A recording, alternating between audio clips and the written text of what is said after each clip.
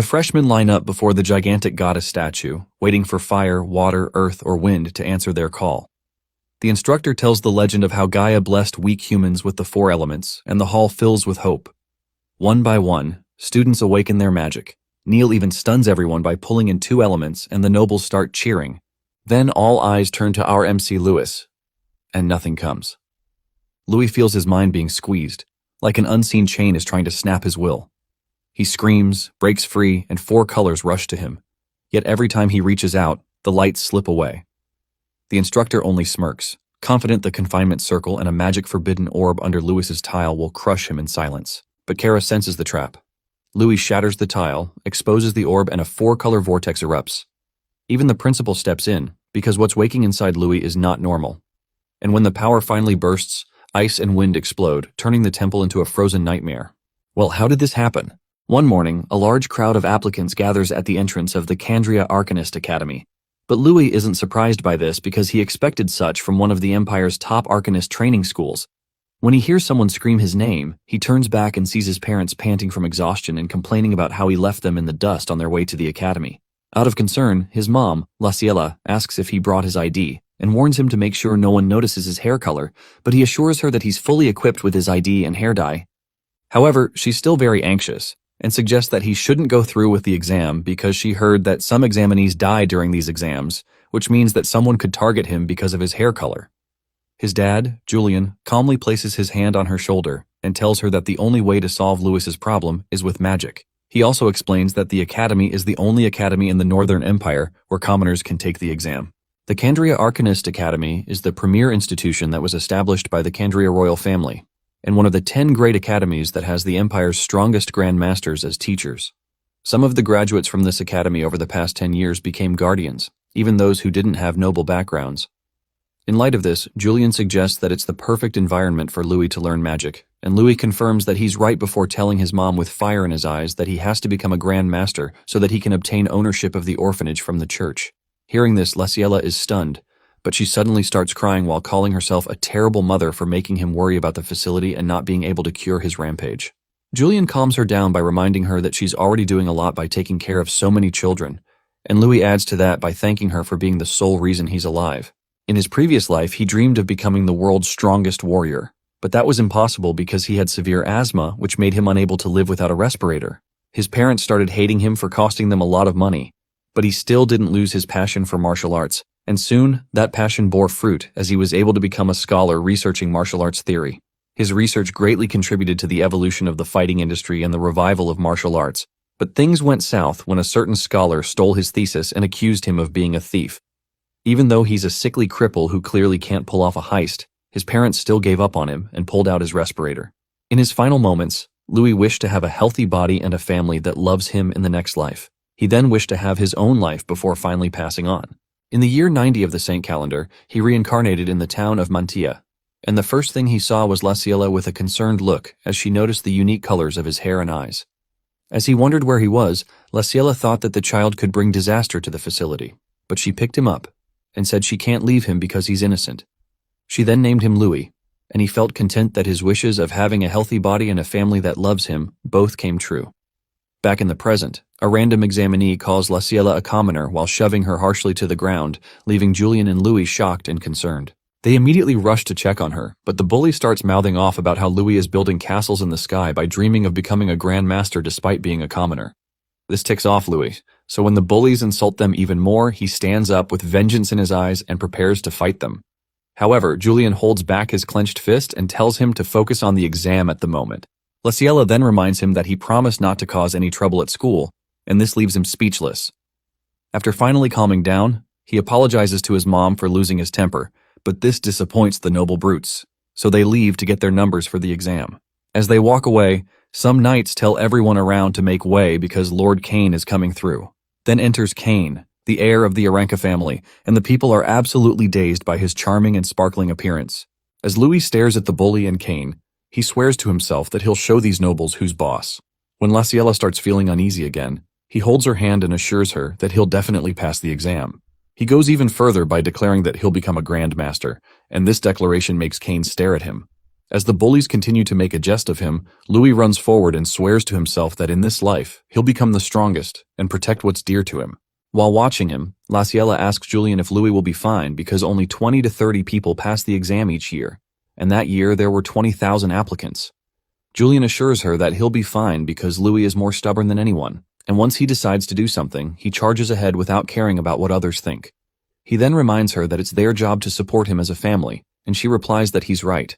Meanwhile, Louis arrives at the exam hall and wonders why everyone around is older than him. Just then, the supervisor of the exam and principal of the academy, Aronian, announces the start of the exam while some suited officials stand in front of the examinees. Louis remembers the fact that in this world, the practitioners of arcane martial arts called martial arcanist are ranked into 6 categories. The saint at the very top, followed by the sage, then the grandmaster, master, fighter, and apprentice. Since the grandmaster is third from the top, it's the privileged class of the world. Principal Aronian informs the examinees that the first test is to climb the stairs guarded by their seniors, adding that the first exam passes are placed right behind them. He further reveals that there are 1,000 total exam passes, and only those who obtain them can participate in the next test. Finally, he discloses that the exam ends once the passes run out, and then tells them to begin the exam. Some examinees feel the exam is a piece of cake, so they rush forward at one of the seniors, but the senior unleashes an ominous aura while welcoming them to hell. He then releases a powerful magical force field that forces them to stop, and after it knocks them out, it's announced that they're all disqualified. While everyone tries to process what they just witnessed, 2 examinees identify the senior as Lord Sheath, the finance minister's son, and the top scorer at the previous year's exam. Suddenly, Louis walks forward while explaining to everyone that Sheath simply released his aura to intimidate them, and anyone weak-willed wouldn't be surprised to pass out from fear. As Louis stands before Sheath, he praises him for having backbone, but states that there's no room for commoners, causing Louis to get angry. He swears that he'll make Louis kneel and releases a huge wave of aura which makes the other examinees start coughing out their guts. However, Louis stands unfazed and remembers all the training he's done so far, which makes him confident in his abilities. When Sheath fires a magic blast at him, he dodges and charges forward with his fist clenched. The other examinees look on with their jaws dropped to the floor as Louis scares Sheath by feigning a punch, and they begin to wonder how he pulled it off without using magic. When Louis collects the exam pass, Sheath tries to punch him, but he blocks with his own hardened fist, leaving him shocked that the commoner countered his attack without magic. Principal Aronian stops Sheath from attacking further, and reminds him that the academy treats all examinees equally regardless of their status. As they bow in submission to him, he congratulates Louis for passing the exam, but then points out that his hair color is concerning. Louis is stunned, but when Aronian starts to wonder if Louis's eye color is unusual as well, he makes his eyes gray and shows it to him. However, his tricks don't fool the principal, as he places his hand on Louis's shoulder and promises to prepare a special potion that'll hide his unique traits if he's admitted. Louis feels that Aronian may be plotting something, but he knows his first priority is passing the exam, so he tells him he's going to prepare for the second test. As he walks away, Sheath stares at him angrily and he wonders why the principal intervened in an exam for the first time in order to protect a mere commoner. While boiling in anger, he swears that he'll never forget the name Louis. Much later, the examinees who passed the first test arrive at the academy's second training ground, where they're told to wait before the second exam can begin. As Louis watches the other examinees chat, he notices that most of the 1,000 examinees left are nobles who received elite education, and there are almost no commoners left. Just then, Sheath bumps into him while passing by with his comrades, and he warns Louis that no one's going to be there to help him the next time they face each other. At first, Louis is unbothered, but when one of Sheath's pals claims that he'd have been disqualified without the principal's help, he smirks while calling them complete idiots. As Sheath angrily stares back at him, he tells them straight up that the Grandmaster has better judgment than them. Sheath gets so triggered that he threatens to knock him out, but Louis' rage baits him even further with a nonchalant smile. Now boiling in anger, Sheath tries to punch him, but Louis counters using a 2-finger martial arts technique. When Sheath notices his body can no longer move, Louis reveals that the move is called Meridian Severance, and sends him flying using another special combat technique called Spiral Point Strike, leaving his 2 minions in a state of shock. Sheath's loud impact with the ground draws the attention of all the other examinees in the room, and he tries to catch his breath. When his pals check on him, he tells them that he can't feel his arm or move it properly, and swears to report Louis for using poison on him. However, Louis denies the poison accusations by revealing that he used martial arts, and claims that although his mom asked him to hold back, he'd been pushed to his limits.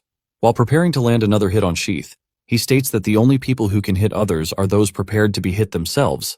But Kane stops him, and reminds him that he could be disqualified since they're currently in the middle of an exam. As Louis walks away, Sheath's goons start yelling at Kane for interfering, so he reminds them who he is, causing them to shiver in fear. Sheath decides to walk away, but he remarks that commoners and nobles are both trash. As the failed bullies leave, Louis watches them from the wall he's resting on and concludes that all nobles are the same as they all use their status to do whatever they want. Kane approaches him and commends him for being strong and courageous before offering to form a team with him. However, some fangirls interrupt their conversation by offering to team up with Kane, and soon, more examinees swarm him, all asking to be his teammate. One of the examinees watching asks his friend how Lord Kane is getting so much attention when he's still so young. So his buddy informs him that he's the young master of the Sage Aranka family, meaning that anyone who teams up with him is guaranteed to pass. Louis starts to get intrigued, but suddenly the principal appears in a dazzling manner and congratulates the students on passing the will test. He then reveals that the next test is the power test and flicks his finger, causing a glowing mark to appear on the bodies of all participants. The vast majority of the examinees express their cluelessness about the mark, but Kane identifies it as an Earth attribute mark. Just then, all the examinees start getting pulled to the ground as their bodies have suddenly gotten much heavier. Aronian activates a large magic circle around the area and announces that the second exam requires the participants to fight on the stage while under the influence of Earth magic. While struggling with the strong gravitational pull, some examinees complain that they can't fight in that condition, but one of them points out that someone is walking around like it's nothing, and Kane notices some heavy footprints on the floor. Meanwhile, Louis, the gravity defier they're referring to, easily walks on stage, leaving everyone baffled. Aronian congratulates him for being first again, and Louis smiles while looking at the earth magic strings that failed to hold him down. Kane can't believe his eyes, because even he who received 3 years of master-level training can barely stand. As the other examinees struggle, Aronian declares that only those currently standing can participate in the next test, and uses magic to create a collection of weapons for the qualified examinees to choose from. Louis immediately claims one of the swords and swings it around to test it out. As the other candidates struggle to hold their weapons, Aronian informs them that anyone who steps outside the stage will be disqualified on the spot. When the exam begins, he orders the other exam officials to release something called bound slimes before vanishing. After he leaves, the examinees start questioning themselves to know what bound slimes are, but Louis notices something falling from above. When the slimes land, it's revealed that they get a point from blocking a slime attack, 2 points for dodging, and 5 points for defeating one. Aronian also discloses that their rank will be determined by points earned in that test, and only the top 100 candidates will advance to the third test. Some examinees feel the slimes are easy to beat since they're low-level monsters that look dumb, but when one of them charges at a slime, it suddenly propels itself towards him and destroys his face. It then attacks a second examinee and charges at a group of candidates while the others watch in shock. Soon the entire battlefield becomes a playground for the slimes as they surround and torment the examinees. Although many candidates are easily knocked out, some manage to dodge and block the slime attacks, so they're given points by the exam supervisors. One of the supervisors brings up the fact that this year's exams includes the young masters from the Sage families, the Aranka and Durham houses, referring to Kane and a red-headed warrior girl, and she presumes that a new record will be set. Another examiner adds that there are also excellent commoners among the participants and asks Aronian if the person he helped earlier is a commoner. Aronian presumed that Louis will show them something interesting in the exam, but the supervisor points out that he hasn't moved a single step. As Louis stands on the battlefield, a struggling examinee asks what he's doing, and in response, a pompous noble start mocking him, saying he's unable to keep up with the slimes because he's a pathetic commoner. Since Louis is still yet to move, the noble speculates that he'll get knocked out soon. Just then, a slime propels itself towards Louis and accelerates until it gets within point-blank range of the back of his skull. Before the slime can make an impact, Louis dodges easily, and another candidate manages to evade the slime as well, before it annihilates the unlucky noble who was making fun of Louis earlier. As his friend lies defeated on the ground, the blonde examinee is frozen in shock because he was certain that Louis wouldn't be able to dodge a high-speed slime attack. Since it failed to hit its main target, the slime goes on a rampage, knocking several other competitors out, and when Louis looks to his left, he notices that it's charging at him again alongside 2 other super-fast slimes. The blonde examinee smiles because he thinks there's no way Louis can dodge that attack, but Louis remains calm and shuts his eyes in preparation for his counterattack. Some time ago, Louis was in the icy mountains training with a group of adventurers, and he asked them to throw a bunch of rocks at him. However, the adventurers were confused and warned him that it would be dangerous for him if the rocks hit him. Louis said it's fine, and informed them that there was something he wanted to test. After taking a stance, they told him to make sure he dodged, but when they hurled the rocks at him, he made zero effort to dodge but rather stared intensely at the approaching rocks. In his previous life, he trained to rapidly transmit information from the parietal line to the cerebellum of the brain. He felt that if he learnt how to react instantly, he'd be able to handle any attack. As the rocks drew closer to him, his body started glowing with aura, and he started doing super fast calculations in his head. Using swift moves, he dodged the rocks, and the adventurers were so amazed by this display that they started singing praises to him. They ran towards him, asking him to tell them all about this new technique. So he revealed his new name for it, which is void combat calculation. When one of the adventurers asked him what it meant, he explained that it was a technique that predicted the outcome of a battle. In the present, as the slimes draw closer to Louis at high speeds, he stares directly at them, several complex formulas swarming his head as he calculates their impending attack. 4 slimes attack him from all angles, but he remains calm because his calculations allowed him to find out that bound slimes can only charge in straight lines despite the high speed and power they possess. He then calculates the speed and angle of their rebounds in order to predict their attack trajectory and performs some stylish moves which allows him to successfully dodge all 4 of them. Now that he has 8 points from dodging the slimes, he switches to offense mode and fires a martial arts move called Sword Slash that destroys all 4 slimes at once. Kane stares in shock, and the supervisors are even more stunned as they realize that his perception is on par with that of a high-grade fighter. Kane smiles when he realizes that Louis is a practitioner of special combat techniques, and he decides that he'll team up with him no matter what. Just then, Louis notices another slime charging towards him to avenge his fallen brothers, so he declares that he has 5 more points in that bag while making his stance. However, Kane uses a swordsmanship move named Sword Pierce to stab the slime, and this ticks off Louis as he accuses him of stealing his kill. Kane playfully admits to doing so, and flaunts the slime stuck on his sword like a kebab while telling him that what he stole wasn't from him. He then slashes his sword in the air, causing the slime to split into 2. And when the remains land in the area where the other examinees are gathered, he tells Louis that he stole it from them. With a handsome smile, he introduces himself to Louis and asks him to join him in stealing points from the others.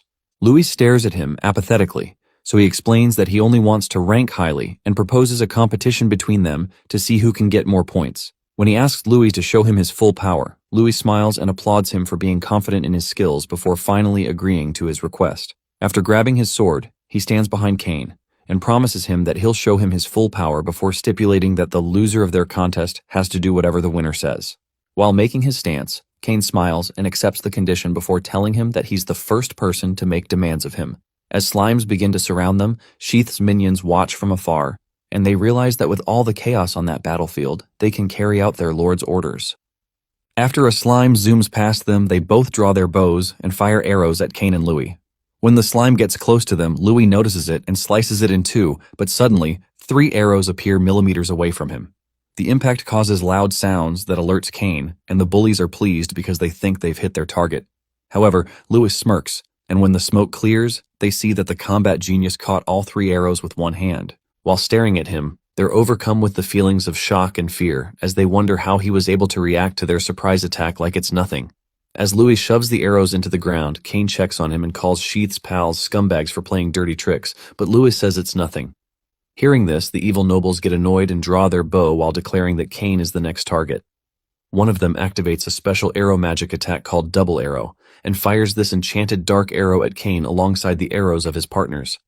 Kane deflects the normal arrows easily using his fencing skills, but the dark arrow keeps driving towards him, leaving him in a dire situation. Blood splashes into the air as the arrow makes contact. Surprisingly, Kane doesn't see the purple arrow hidden amongst the ones he deflected. Luckily for him, Louis catches the arrow in due time, but he injures himself in the process. Kane, whose life he just saved, sees the blood gushing from his hand and tries to help him. However, the bleeding doesn't bother him as he snaps the arrow, fully ready for the enemy's next strike. Meanwhile, one of the spectators calls the attention of the principal to the malicious attack he just witnessed and suggests disqualifying the assailant. However, the principal insists they continue with the event because he's sure the weaklings will lose anyway. He postpones their punishment until after the exam, but asks for healing potions to be prepared immediately. Back in the arena, Louis gets ready to finish off his enemies and assumes a baseball pitcher pose. With glowing eyes and massive cannon power, he propels one of the slimes towards the nobles, and it hits one of them at top speed. The slime's impact sends the noble flying out of the arena and disqualifies him immediately. The remaining nobles witness this and start to panic. Just then, Louis, who doesn't intend to let them go scot-free, jumps into the sky and hits another slime at the freaked-out nobles. The slime hits one of them in the face, taking out his teeth in the process. The last one standing gets immersed in fear that he doesn't notice Louis behind him. However, Louis spooks him, and he staggers backwards. Taking advantage of his loose center of gravity, Kane trips the fool, and he falls out of the arena. After defeating the nobles, Kane thanks Louis for the earlier save and asks about his hand. Thankfully, he is fine, and they both shake on it, solidifying their newfound friendship. Louis teases Kane for being a skillful noble, but Kane defends his background and brags about being from the Aranka family. Apparently, the Aranka family is one of the great families that have produced grandmasters and sages. Their influence is so powerful that they rival the royal family and the Arcanist Association. Realizing that Kane's family is no joke, Louis retracts his earlier comment, and they both prepare to face the rest of the slimes. However, the sight of Louis getting more points continues to piss some of the lower-class nobles off, and they decide to leave the slimes and attack him instead. They rush toward him, all while knowing Kane is by his side. Their plan to kill two birds with one stone backfires as higher-class nobles decide to protect Kane. They clash with the lower-class nobles in a free-for-all battle, while Kane and Louis have each other's backs. Amidst the battle stands a red-haired girl, who from her looks seems to be from a reputable family. She calls her friend, Miliana, who is a commoner, and tells her it's the right time to make the people who looked down on her suffer. The red-haired girl leaps forward to join in, and Miliana follows. The battle gets intense as Louis flips around, dodging slimes and attacks from various ends. Miliana also gets in on the action and trips one of the nobles, while the red-haired girl sends another one flying into the walls. Just then, a new player emerges in the mix, and he turns out to be a red-haired guy wielding a massive hammer. The guy, feeling like the god of thunder, swings his hammer mercilessly and clears all the obstacles in his way. According to him, punching people is way better than beating up slimes. He lets out a massive scream as he blows away his opponents with ease. Meanwhile, the spectators have started to get uneasy, and they suggest stopping the exams. This is due to the fact that the majority of the disqualified members are nobles, and if any more nobles get disqualified, it might cause issues for the academy. However, the principal doesn't mind this, as he believes that the academy has its own rules. Just then, he zooms into the arena in a bright, radiant light and puts a stop to the pandemonium. He announces that the second exam is over and the scores will be announced later. During the short break, the injured participants are treated with a healing potion, and the earth magic effect is eradicated. Louis also uses the healing potion, but he's surprised at how effective it is. Sadly, it is a very expensive item that isn't affordable for commoners like him. After a while, the principal displays the second exam rankings, and everyone is surprised at the result. It turns out that Louis's name isn't on the list, and this news excites some of the low-ranked nobles. However, the list displayed includes participants who ranked from 6th place below. According to the principal, the top 5 rankers all exceeded the record scores, and he soon proceeded to mention their names.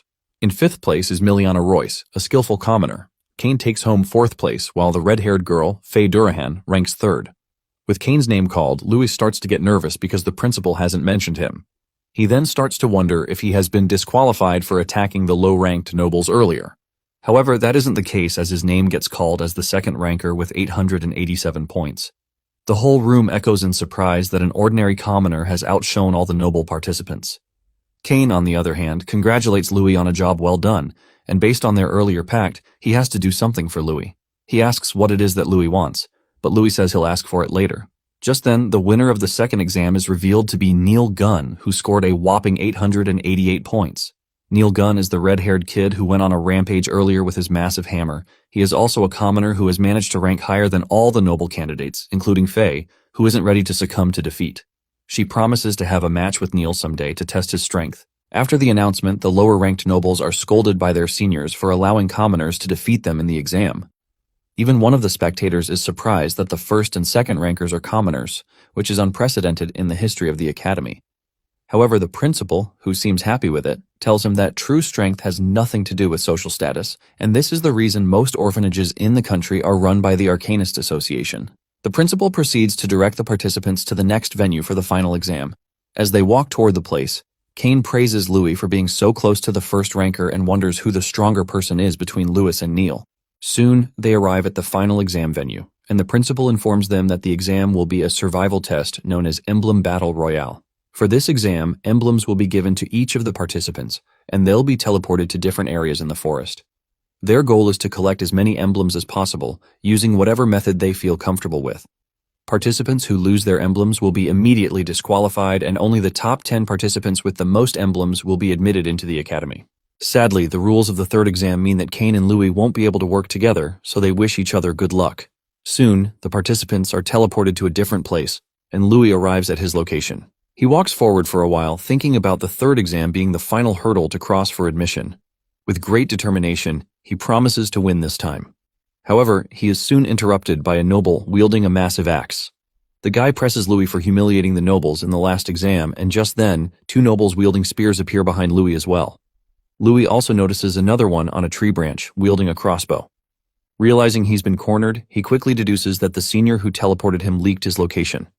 Suddenly, the guy with the axe swings it at him, but he manages to dodge it in time and the axe smashes into a rock on the ground. The guys with the spears also launch their attack, but Louis counters them with a backflip. However, while in the air, an arrow from the one wielding a crossbow flies toward him, but he smacks it away with his sword. He successfully lands on the ground, but the nobles do not relent. They attack him head-on, but Louis demonstrates the difference in their skill.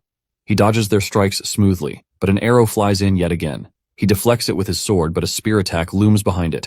Luckily, he reacts in time and dodges it again. His fast reactions start to frustrate the nobles, but they do not give up. Louis, on the other hand, is also frustrated because he can't read the wind arrow's trajectories. However, he calms himself down and proceeds to use a martial art technique known as sen-no-sen counterattack. The technique involves using one's enemy's power against them. As the nobles dash forward with their weapons again, Louis sees an opening and goes for it. His first victim is the axe guy, who tries to strike with his full strength. He swerves to the right, dodges the axe, and places his sword just below it. With that, he swings the axe away from the wielder, and it hits one of the spear holders. After taking them out, the other spear wielder attacks Louis, and the guy in the tree also shoots his wind arrow at him. However, Louis reads the arrow trajectory conveniently and drags the spear wielder in the arrow's path. The poor get sent flying, leaving his spear behind.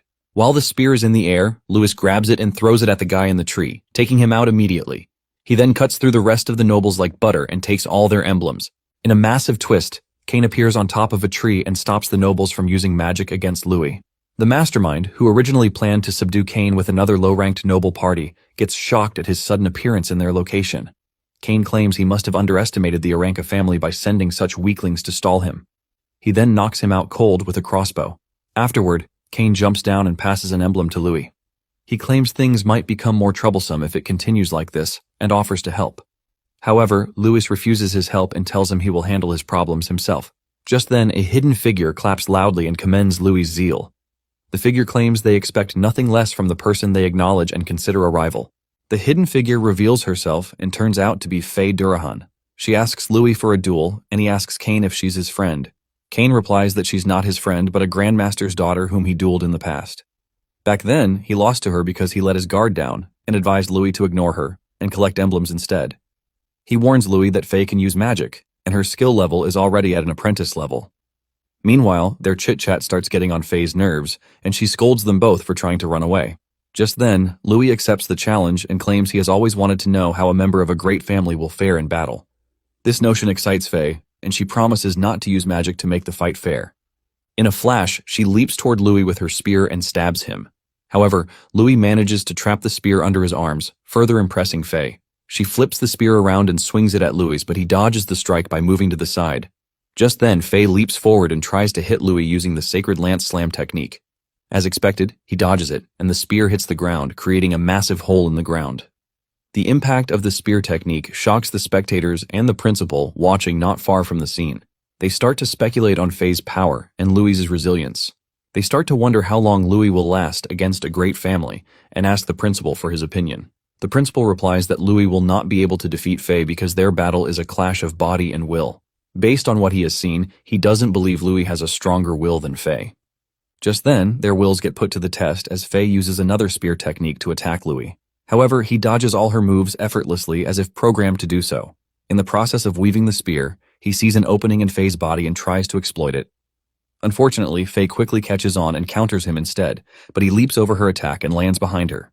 Faye expresses her frustration at him dodging all her attacks and even takes a dig at Kane for lacking such a quality. However, Louis claims the key is observation, and with enough practice it becomes quite easy. Soon, Faye leaps forward yet again with another sacred lance technique known as the Crescent Fall and attacks Louis with it. But once again, he dodges each of the attacks effortlessly.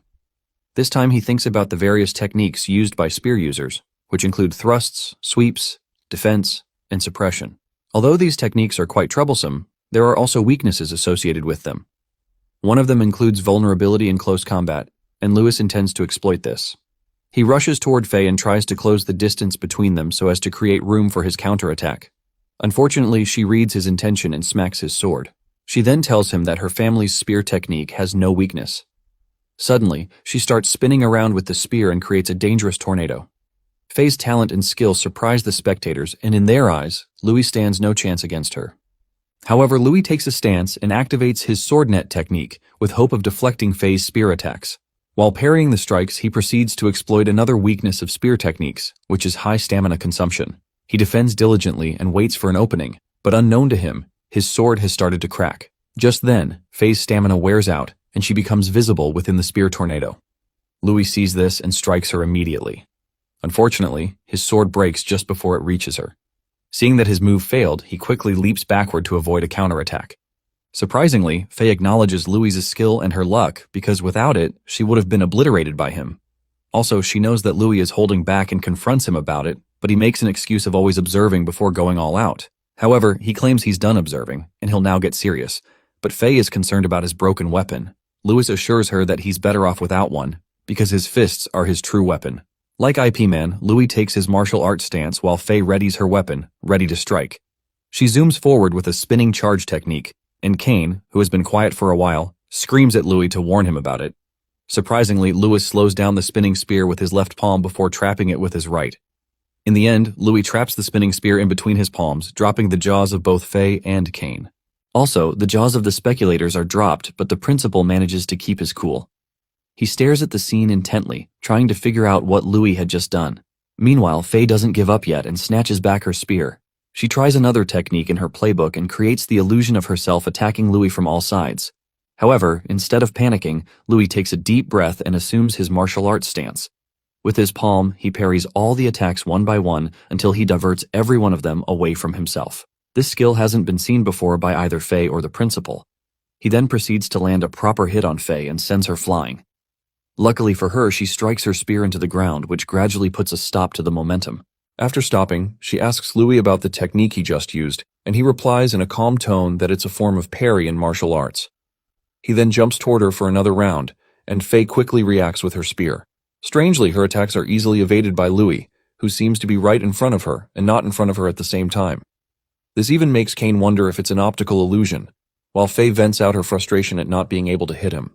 It turns out that Louis has been using the butterfly step, which is an elegant step created by a legendary boxer in his past life. It involves rapid movement of one's feet back and forth, which creates a hard-to-catch rhythm, perfect countering Faye's spear technique. Soon he catches Faye in a tight spot and blows her away. The spectator and the principal witness this and immediately start wondering if Louis is perhaps a genius in hand-to-hand combat. Even though Faye is on the ground holding her stomach, she refuses to give up. She abandons her spear and leaps toward Louis with full force, holding up her fists. Louis, however, doesn't let his guard down and immediately assumes the Wing Chun stance. As Faye approaches him with a crushing fist technique, he immediately blocks it, but the impact seems very similar to a technique he knows called inch power. Louis smiles and commends her resilience, but Faye isn't flattered. She claims the Durahan family isn't all about the spear, before crashing into Louis with another crushing fist technique. Louis takes his stance, ready for the impact, and they both start exchanging fists like kung fu experts. Strangely, Louis's excitement starts to get out of hand, because fighting a strong opponent to his heart's content is all he has ever envisioned. As the fight grows intense, he starts demanding for more, and soon his eyes turn bloodshot red, and so does his heart. He leaps toward Faye with an extreme killing intent aura oozing from his body. Faye looks up at his towering figure and gets terrified of the sight. What she sees is a demon with huge fangs, opening its mouth wide open, ready to swallow her up. Suddenly, she isn't able to move her body fast enough to evade Louis' strike. However, she still manages to block his punch, but the impact sends her flying into a tree. The principal also notices the strange aura emitting from Louis and wonders what it is. The remaining nobles who witness Faye crashing into a tree get infuriated by the fact that a commoner defeated a noble from a great family. They try to retaliate, but they're suddenly hit by a strange feeling, and it forces one of them to throw up. The guy wonders why he suddenly felt sick, but after seeing Louis and his demonic aura, it all started to add up. A jealous noble senior, Sheath, watches the duel from afar with his injured friend Brian, and they're forced to admit that Louis is far stronger than expected. This realization fills Sheath with anger, as his plan to knock out the commoner has completely failed. Brian then concludes that Lewis must be eliminated at all costs. Remembering the old legend, he believes that letting someone like Louis live could become an issue later and hopes to end Louis's life as soon as possible. Meanwhile, Louis's rampage continues as he lunges straight at Faye. Laughing hysterically, the maniac pummels her and sends her flying, making her spit up blood again. Following that, he flash steps to her midair and sends her crashing into the ground with a series of heavy fist attacks. Faye barely holds up her defensive stance and tanks the incessant attacks while thinking about the explosive increase in Louis's strength. Understanding the gap between them, she concludes that she has no chance of winning. Just then, she's faced with Louis's terrifying fist aura, and her life flashes before her eyes. Refusing to accept the impending doom, Faye quickly activates her martial arcane technique, Blaze Fist, in a desperate attempt to counter Louis's strike. However, Louis's attack overwhelms her and sends her flying once again, crashing through trees as she tumbles through the air. Suddenly, Louis returns to his senses and realizes that he lost himself again. He stares at his burnt hand and reflects on the nature of magic, but Kane hurriedly comes to check if he's all right. From nowhere, Sheath steps forward and loudly announces Louis's disqualification, claiming his emblem was destroyed during the fight. He orders Louis to leave immediately, but Kane tries to argue, insisting that it was clearly an accident. Sheath then reveals that the principal witnessed everything and demands that Louis exit the exam grounds at once. Before Louis can respond, Faye speaks up and tells the noble scumbag to stop, but the fact that she is still conscious shocks Louis. Sheath accuses her of trying to help the commoner cheat, but Faye shuts him down without hesitation. She then apologizes to Louis for accidentally using magic during the fight, and it stuns Kane, who never imagined she could ever apologize to anyone. However, Louis also apologizes for going berserk earlier, but she brushes it off, claiming that it's fine. Since he forced her to use magic, Faye admits defeat and hopes they get to have another match after their enrollment. Just then, Sheath scoffs at her words, pointing out that Louis only has 4 emblems. Unfazed, Faye pulls out her stash of emblems and hands them over to Louis as a reward for defeating her. This adds 10 more to his collection, and Faye validates the record from the furious noble senior. She teams up with Kane to weed out the weaklings in the exam grounds and make sure no one has enough emblems to disqualify Louis. Kane, who's also on the same page with her, accepts her suggestion, and they swiftly head off to begin their conquest. As they leave, Kane teases her because he always thought she was all brawn and no brains, but she's more concerned with getting more emblems. Shortly after, an examiner approaches Louis and informs him of his disqualification, escorting him out. Sheath hopes he never sees the commoner again, but Brian remarks that Louis might still pass if Faye's plan succeeds. Suddenly, Sheath remembers that it's not strange for an examinee to die by accident during the exam. Brian watches him make eerie plans to end Louis's life and wonders what Louis's true identity is because of the unsettling sensation he felt earlier. Later that day, Louis submits the emblems to the examiner and reflects on how martial arts alone can't match magic. He hopes to learn at the academy so he can fuse magic and martial arts. That night, Louis thinks about how to explain his roughed-up clothes to his mother on his way home, and he walks past a shady person. As he contemplates, the assassin attempts to stealthily take him out from behind. Reacting instantly, Louis counters with a powerful backheel kick that sends the assassin flying backwards. The assassin questions how Louis noticed him, and he calmly replies that the scent of blood on him is impossible to hide. Suddenly, more assassins appear, and their leader wonders why Louis is awfully laid back for someone who's about to lose his life. The 3 assassins surround Louis, and he decides to go all out after noticing their strength. But the stronger presence hidden in the bushes draws his attention. Annoyed, the assassin leader scolds Louis for getting distracted during their battle and charges at him with a dagger coated with magic, declaring that he will soon be 6 feet under in no time if he keeps it up. Faced with the assassin leader charging straight at him at full throttle, Louis dodges the rapid stab attacks coming his way. Thereafter, he grabs the assassin's hand and counters by slamming him into the ground. However, the opponent swiftly recovers, pulls back, and retreats to join his companions.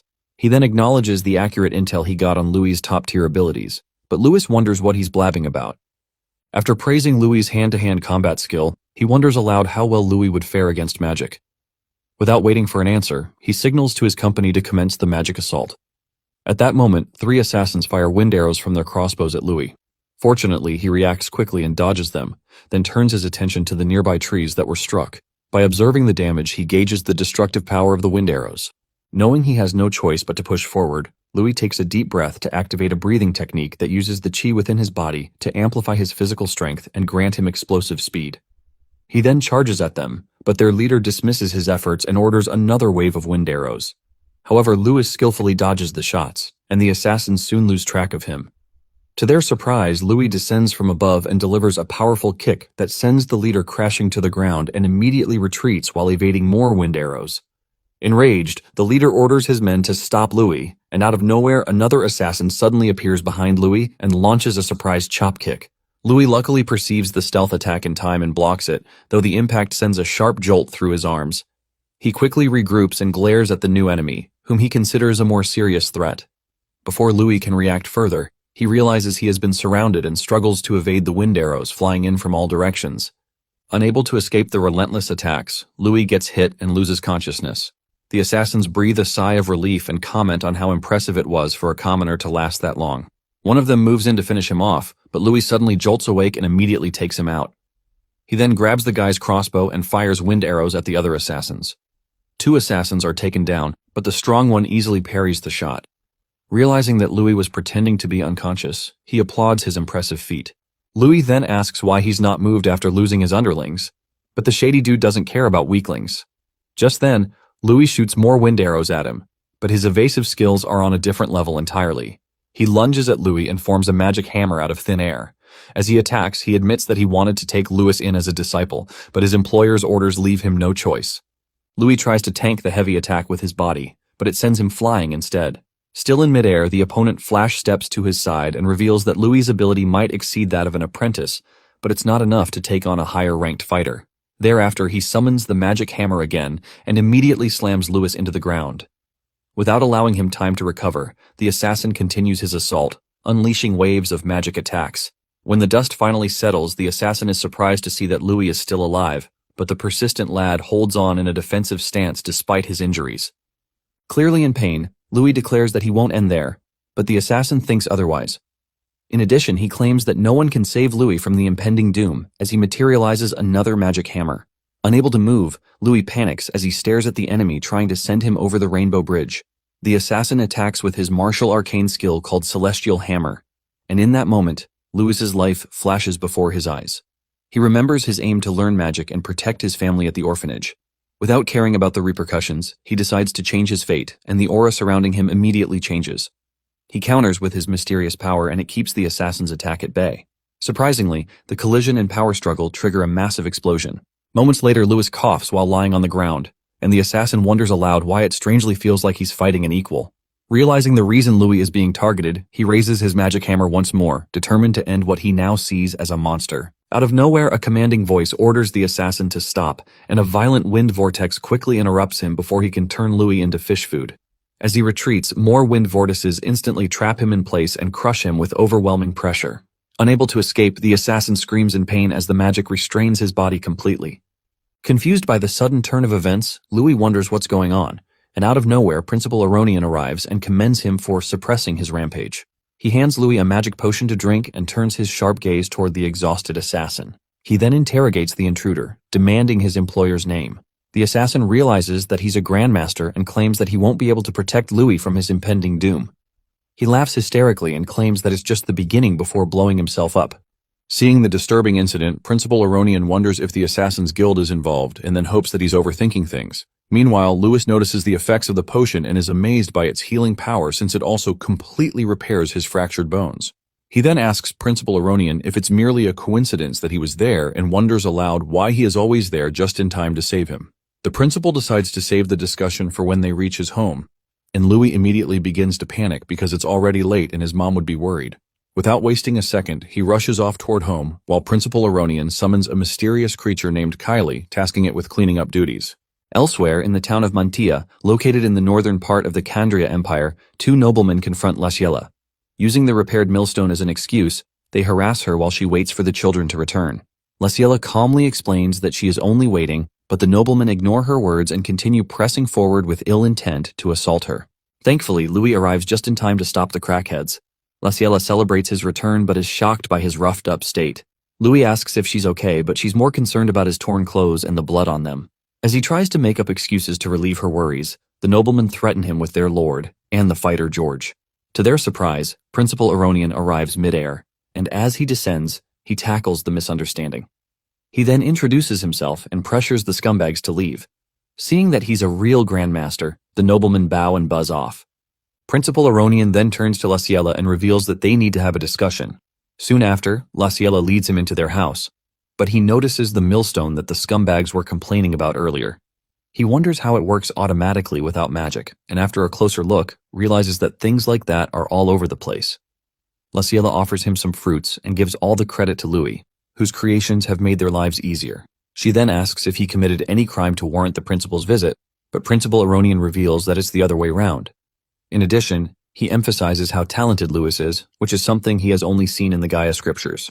In the past, during the tyrannical rule of the monsters, a genius who was guided by the goddess emerged among the humans.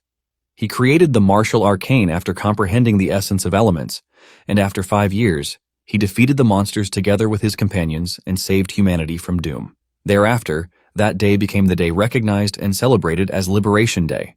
And the dude is called the first hero in the Gaia scriptures. While Laciella praises the alleged savior, Louis claims it wasn't recorded in folk legends, but Principal Aronian insists that there's one. However, he reveals that the first hero had black hair and eyes, which is a secret known to humanity's top officials. Apparently, the madness in his heart overwhelmed him, and he committed a grave sin that warranted erasing him from history. This revelation surprises Louis, who wonders if he also has this inner madness. Principal Aronian adds that every country eliminates people with black hair and eyes to avoid any mishaps. He then confronts Louis for dyeing his hair, and Laciella immediately takes the blame, revealing her innocent reason for making him do it. She begins to list out Louis's good perks, but he stops her, claiming that the principal has other intentions because the Grandmaster could have killed him if he wanted. Impressed, Principal Aronian praises his foresight, which is remarkable for his age, and infers that the young lad has tamed his inner madness. To their surprise, the principal considers Louis the new hero even in the peaceful era. As he grabs a fruit with telekinesis, he talks about the darkness constantly lurking beneath and decides to guide Louis on the right path after witnessing his ability. He suddenly throws the fruit at Louis and the unfazed lad catches it effortlessly. Following that, Principal Aronian says he passed the test thanks to Faye and Kane's efforts to fail most of the other examinees. Thereafter, he asks Louis to be his disciple at the academy, but he excitedly asks what the principal will do if he later goes berserk. Instantly, the fruit in Louis's hand is cut into pieces, and it shocks him. Cold as ice, Principal Aronian replies that he'll personally send him to the Creator when that happens. While working in the yard the following morning, one of Louis's foster siblings praises him for receiving a personal invitation from Principal Aronian, but Louis also considers it a warning. The sibling blabbers on about the Academy's fees while Louis thinks about the connection he has with the legendary hero. He recalls the principal's words back then and wonders if he can really trust them. Before Principal Aronian left the previous night, Louis privately asked him why he revealed everything to Laciella, making her anxious. He claimed ignorance would make her a burden, but Louis didn't think so.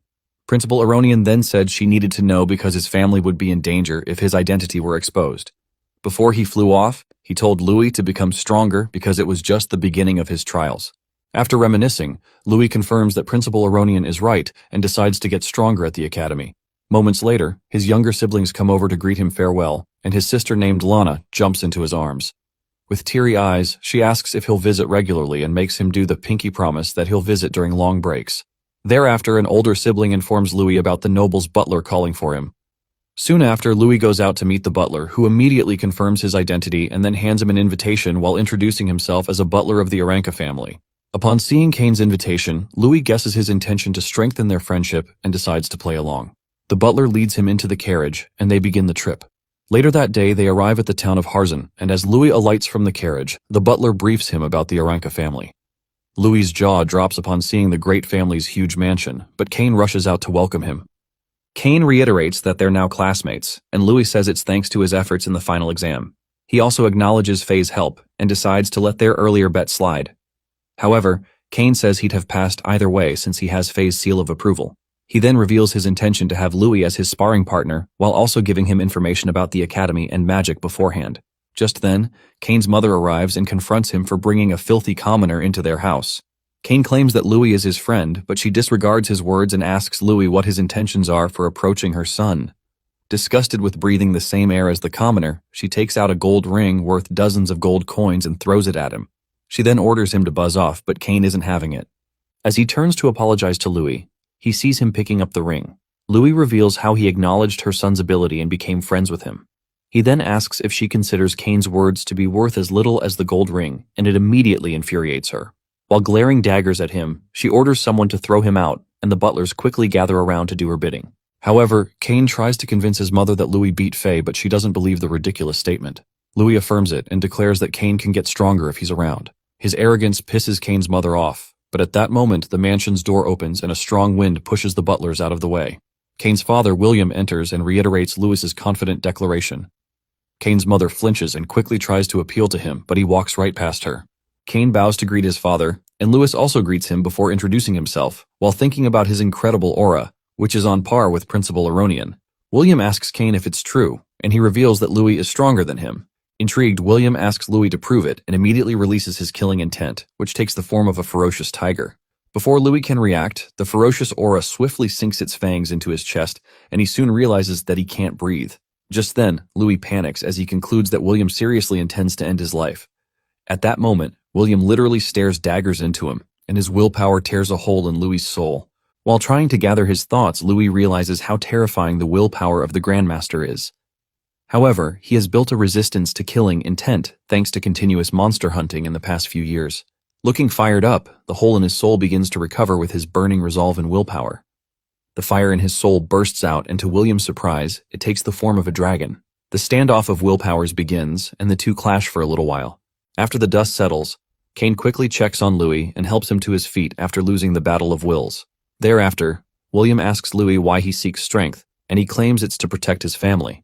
Without showing any facial emotion, William turns to leave but scolds Kane for his weak willpower and asks him to learn some things from Louis.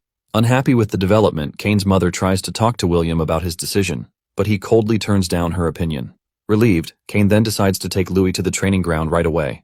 At Aranka's family's martial arts training ground, Kane apologizes on his parents' behalf, but Louis says it's fine. He then talks about how extreme William was and tries to relieve Kane's worries by acknowledging his ability. However, Kane claims that Louis is far more suited to be the Aranka family's son, but Louis sees the whole incident as William testing him for Kane's sake. He wonders aloud if it's William's way of showing love, and his words take Kane down memory lane. Looking back at his life, Kane didn't get to leave the mansion frequently when he was little, and he only had memories of eating, sleeping, and training. Apparently, William wishes to raise him into a great sage like his grandfather. Kane soon realizes that he always wanted his father's acknowledgement. But along the way, the mansion became a prison while his status and talents chained him down. The lad kept yearning for the outside and freedom like birds flying across the continent. Unfortunately for him, he's too weak for a world where only strength matters. While he picks up a rapier in the inventory, he notes that swinging his blade is the only way to break these chains. Following that, Kane discloses that his father is also a graduate of the academy and decides to get stronger so he can receive permission to live freely. Kane then turns to Louis, counting on him to make him strong, and the two friends commence their spar. Meanwhile, William watches the duo from a distance and asks his butler about the results of his investigations. The butler tells him that Louis isn't ordinary, narrating his exploits during the exam. After hearing how he defeated Faye and gained Principal Aronian's help on multiple occasions, William concludes that Louis is a troublemaker. The butler then asks why he still allowed Louis in, and William explains how people hone their skills with challenges and grow after overcoming these said troubles. From his intuition, he guesses that Louis can really help Kane get stronger. Meanwhile, Louis, who's fighting without any weapon, kicks Kane backward. Kane recovers and activates a martial arcane skill named Wind Lunge. He charges at Louis with a swift stab attack boosted with wind magic. Unfortunately for him, he runs into Louis's fist, almost ruining his pretty face, and loses the bout. Thereafter, Louis acknowledges the skill but points out its demerits. After receiving the pointers, Kane then understands why Faye couldn't defeat Louis, but wonders aloud why Louis is staring at his face. Louis takes the rapier from him and asks if he ever felt something was off with his fighting style. Unable to understand what he means, Kane reveals that he's using the Aranka family's techniques that are passed down in the family, and they made his father and the grandfather strong. Louis tells him about other paths, and Kane wonders if the path is different from that of his predecessors. Just then, Louis returns the rapier to the inventory, shows Kane a dagger, and calls him over to make plans to surprise his father. Out of nowhere, the duo surprisingly lunges at William armed with daggers, but right before that, Louis takes a moment to lecture Kane on the importance of speed in martial arts. Referring back to the slime test during the academy exam, he explains that speed is not just about movement, but also reaction time and the ability to make quick decisions. Coincidentally, Kane's natural speed pairs well with his wind attribute, but the difficulty of using thrusting weapons is high. Louis hands Kane 2 daggers and tells him that what worked for his father and grandfather may not necessarily work for him. He then guesses that it's the reason William stopped growing after reaching the Grandmaster level and asks Kane to change to a specialized combat style to maximize his talents. Louis asks if he's up for it, but the dude is ready to do anything to gain freedom. Louis acknowledges his determination and quickly explains how the new combat style works. Following that, they make plans to jump Williams and unveil Kane's ability and determination. Soon after, they charge at William, and Kane immediately activates his wind magic support spell, Accelerate. The spell boosts their speed, allowing them to close the distance rapidly. The sudden burst of movement worries the butler, but William calmly stops him and easily dodges Kane's attack first. Afterward, Louis flash steps to his side and unleashes a wave of slashes, but William dodges them effortlessly. While at it, Louis considers daggers the fastest weapons and then decides to combine them with combat techniques. Just then, Louis uses his martial art, Butterfly Step, hoping to shock his opponent with his explosive speed. The skill surprises William a little, but he still keeps dodging the wave of attacks. Kane follows suit and uses his aerial skill to boost himself. In the midst of the chaos, he suddenly realizes that his body feels so light, and it gives him a sense of freedom he has never experienced before. Seeing how compatible he is with the weapons, he decides to fuse his combat techniques and wind magic. As soon as Kane fuses them, it draws William's attention, and the sight of it shocks him. Kane accepts his newfound martial way and tries to get a hit in, but before he can, William releases a massive outburst that pushes the pesky lads backward, and he furiously asks Kane if he is abandoning the clan's techniques to prove his will. The duo regroups, and Louis immediately tells Kane to use Accelerate again. Without hesitating, Kane holds Louis's shoulder and immediately activates the spell, and the duo continues the assault at full throttle. William watches their synchronized movements, but his evasive skills are on a whole different level. Shortly after, he gets his aura on one of Kane's blades, but he breaks free from his father's grasp and retreats again. This infuriates William, who immediately calls him a coward, but Kane recalls Louis's lectures earlier about the merits of retreating. He soon regains his footing and confronts his father again. However, Kane dodges again, using a tornado spell, and regroups with Louis. The duo charge at him from behind, screaming at the top of their lungs while hoping their next attack connects. Earlier, Louis had taught Kane about a baseball technique known as a change-up.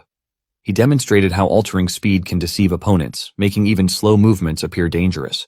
He explained that when used correctly, it disrupts an enemy's timing and delays their reaction. If an opponent hesitates for even a moment, that delay can be exploited. Now the duo puts the technique into practice, attempting to overwhelm William through unpredictable speed variations. William casually dodges their attacks, dismissing the slow attacks as nothing against him, but soon after, Kane's delayed attack surprises him. The blade grazes William's shoulder, damaging his fur.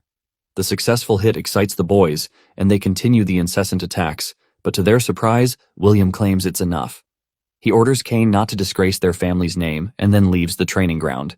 Kane, thrilled by what he believes to be his father's approval, accepts the command and celebrates with Louis as William departs alongside the butler. As he walks away, William reflects on the techniques the duo used against him. The hit and retreat tactics linger in his thoughts, and the idea of strategic withdrawal begins to interest him. He materializes a dagger, realizing that he may have learned something new from the children. Meanwhile, Louis begins to miss the opportunity of battling a grandmaster, but Kane is enjoying the best feeling in his entire life because his father acknowledged him for the first time, and he decides to reward Louis with a present for making it a reality. Later, at Aranka's family library, the sheer number of books stuns Louis. But Kane comes to him with a box containing the rewards and thanks him for helping find his path quickly. The box's content stuns Louis because they're very valuable. Inside are extremely valuable books, including the Academy's references and rare magic texts that commoners rarely see. Hoping that the books would help him, Kane gives him the books that teach basic mana theory and mana attribute theory, but then goes on to give him some tips about the divisions into magic and martial arts. In addition, Kane lectures Louis about the Magic Awakening ritual, which happens to be a ritual that all new students must undergo. Presumably, it's a ritual where one senses the elements through the statue of Gaia, and it costs 10 gold coins to undergo at the church temple, but fortunately for Louis, it's free at the Academy. Kane also lists various Academy fees and future expenses, urging Louis to accept the gifts and rely on him whenever he needs help. Soon after, Louis accepts the gifts and considers their earlier bet settled at Kane's request. Louis realizes that he needs to start earning money and recalls Julian's mention of magic pharmacy. Suddenly, he also remembers that he can use knowledge from his previous life to invent useful items and make money faster. With that thought in mind, Louis asks Kane about his family's connection to the Merchant Guild, and Kane curiously wants to know his reason for asking. But Louis keeps it a secret from him, claiming that he'll find out soon enough. 1 week later, the freshmen are welcomed into the Candria Arcanist Academy. As Louis boldly walks onto the school grounds, Rose, a sophomore, gets a whiff of his cologne and concludes he must be related to a noble. After all, he has the trendy, expensive cologne. She instantly latches onto him and offers to give him a tour of the school. As Rose leads him inside, she informs him that because the emperor has gotten old, the imperial heirs have been fighting with the nobles and great families at the academy. It's all thanks to the principal that things look calm on the surface. But behind the scenes, there's a fierce struggle for educational resources. Because of this, any student who gets targeted and fails to earn points can get expelled. With that, Rose touches his cheek and asks him who his family supports. But a guy named Brian shows up and refers to Louis as a commoner who broke the exam record. This shocks Rose because the cologne on Louis isn't something anyone can afford, so she gets mad and walks off. Louis then shakes Brian's hand, and Brian informs him that the academy is a miniature empire, and Louis will face many people like Rose. Suddenly, Kane calls out to Louis, and as soon as Brian sees him, he walks away. Surprised, Kane asks Louis what he talked about with Brian, and Louis mentions how they only greeted each other. There, he learns that Brian is the Chancellor's son. From behind them, two familiar faces show up, and Day, being one of them, calls Brian weak-willed and says she doesn't like him. Kane gets pissed at her and yells at her for indirectly calling him weak.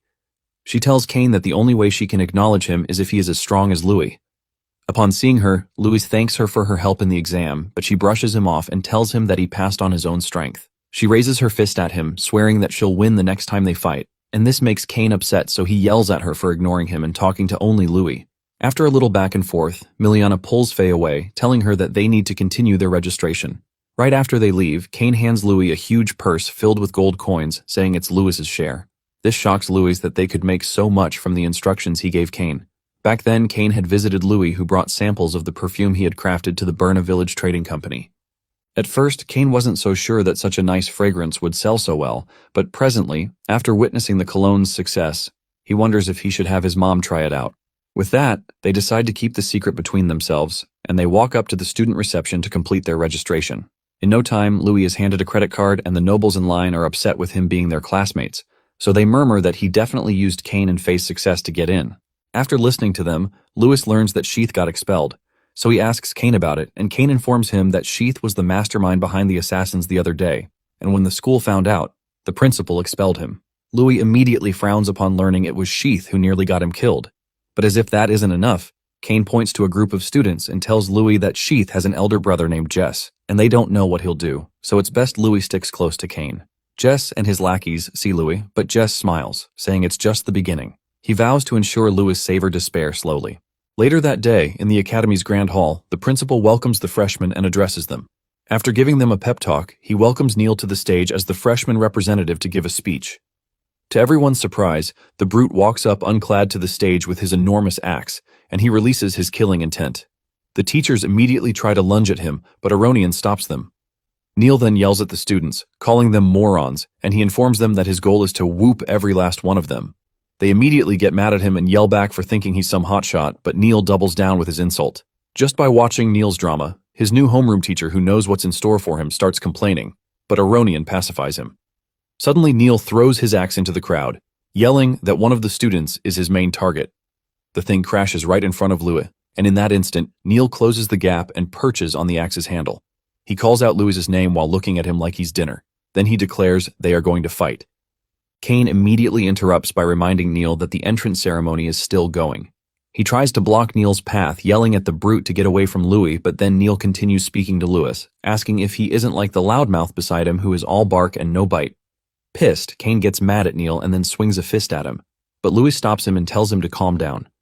Neil, on the other hand, is excited and he tells them he didn't mind fighting them both. To calm the situation, Brian shows up and advises Neil to get along with Louis. After all, they both are talented commoners, and if Neil continues acting this way, he won't last long at the academy. In one glance, Neil tells Brian to get lost and calls him a small fry he isn't interested in. Brian is instantly offended, and the other nobles conclude that commoners shouldn't be allowed in the academy because they have no manners. Kane snickers at Brian for embarrassing himself by showing up. He then cracks his knuckles and prepares to fight Neil, who seems eager for their battle.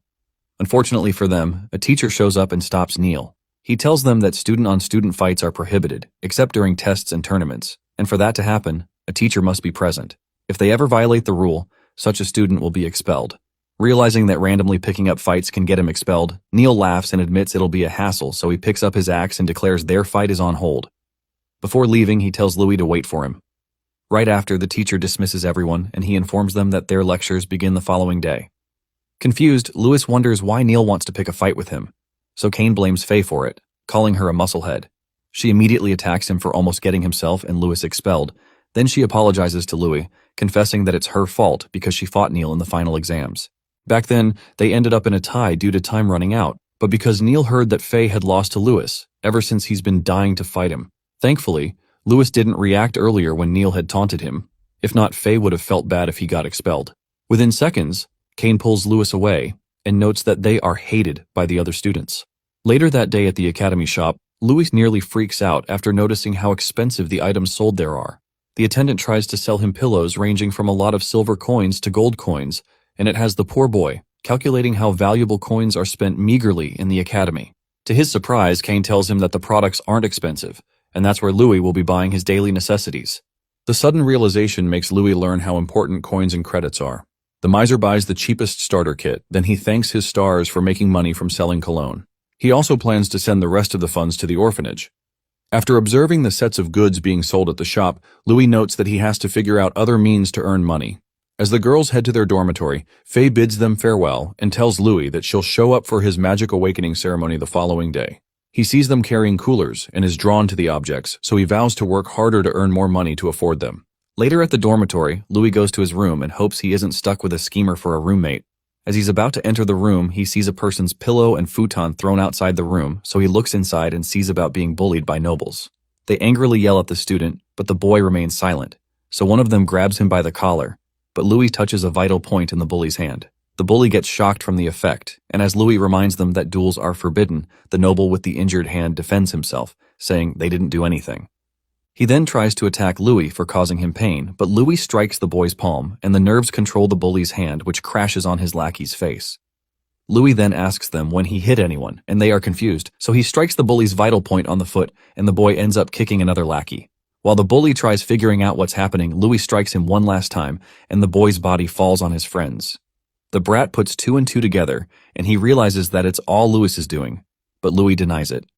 The boy insists, saying it's Louis who is controlling his body, and he calls Louis a monster. Louis glares at him, and the boy shivers in his boots. Luckily, the short, quiet student stops Louis from pushing the matter further.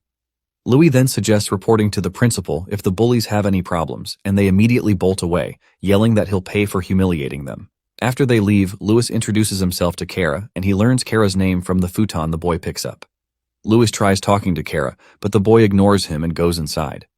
Louis isn't offended, as he realizes that Kara is beyond shy, so he arranges the room and hopes nothing crazy happens at the ritual happening the following day. Meanwhile, not too far from the goddess's statue, some groups of people set up a trap. The following day at the goddess's temple, the freshmen who show up to awaken their magic stare at the gigantic statue of Gaia, the goddess of their world.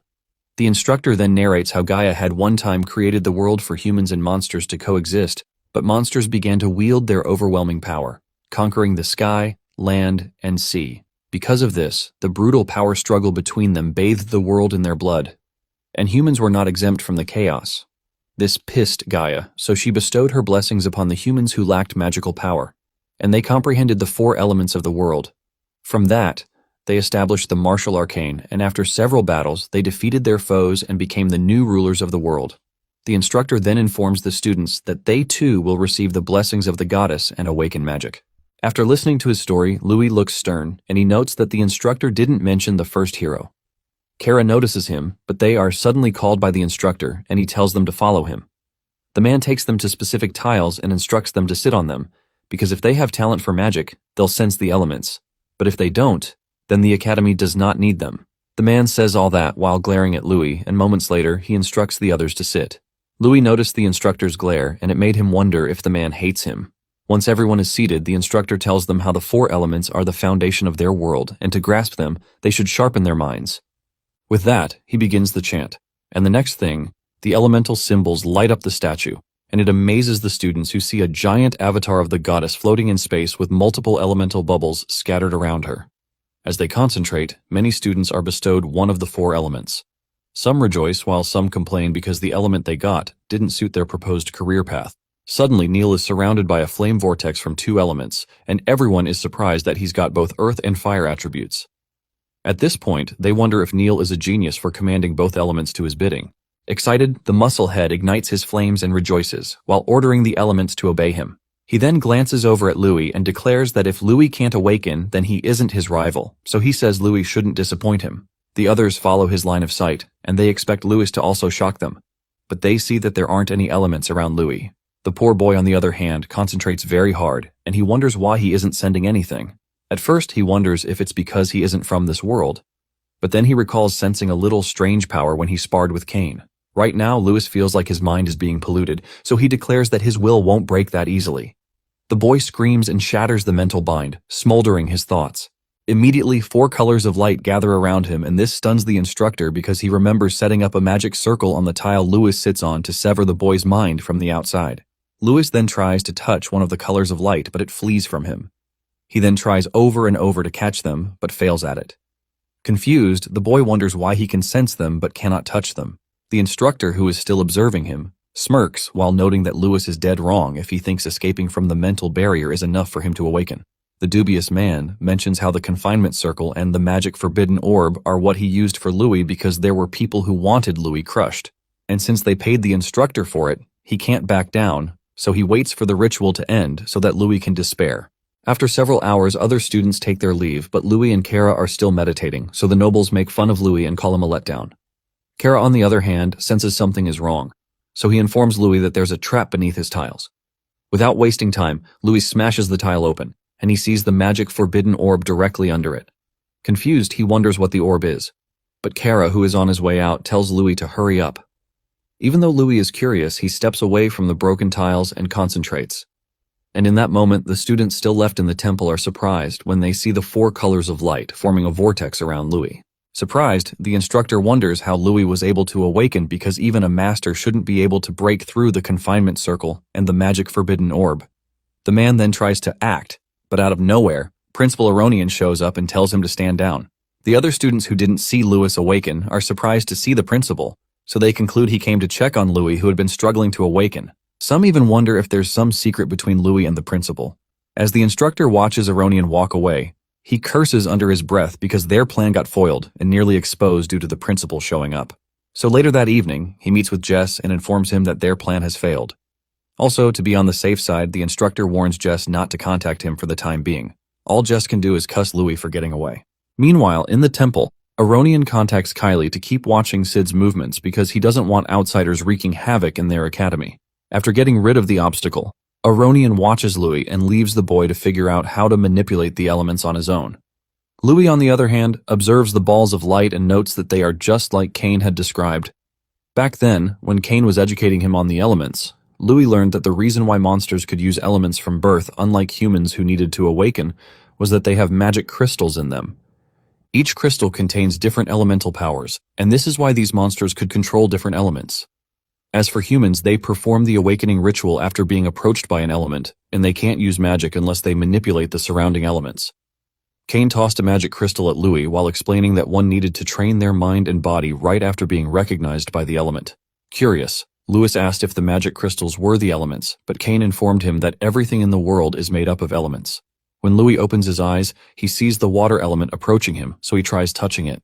This time around, the particle doesn't avoid him, and when Louis makes contact with it, he feels the immense surge of power of the sea beasts, and learns that the essence of the world manifests by the will of Gaia.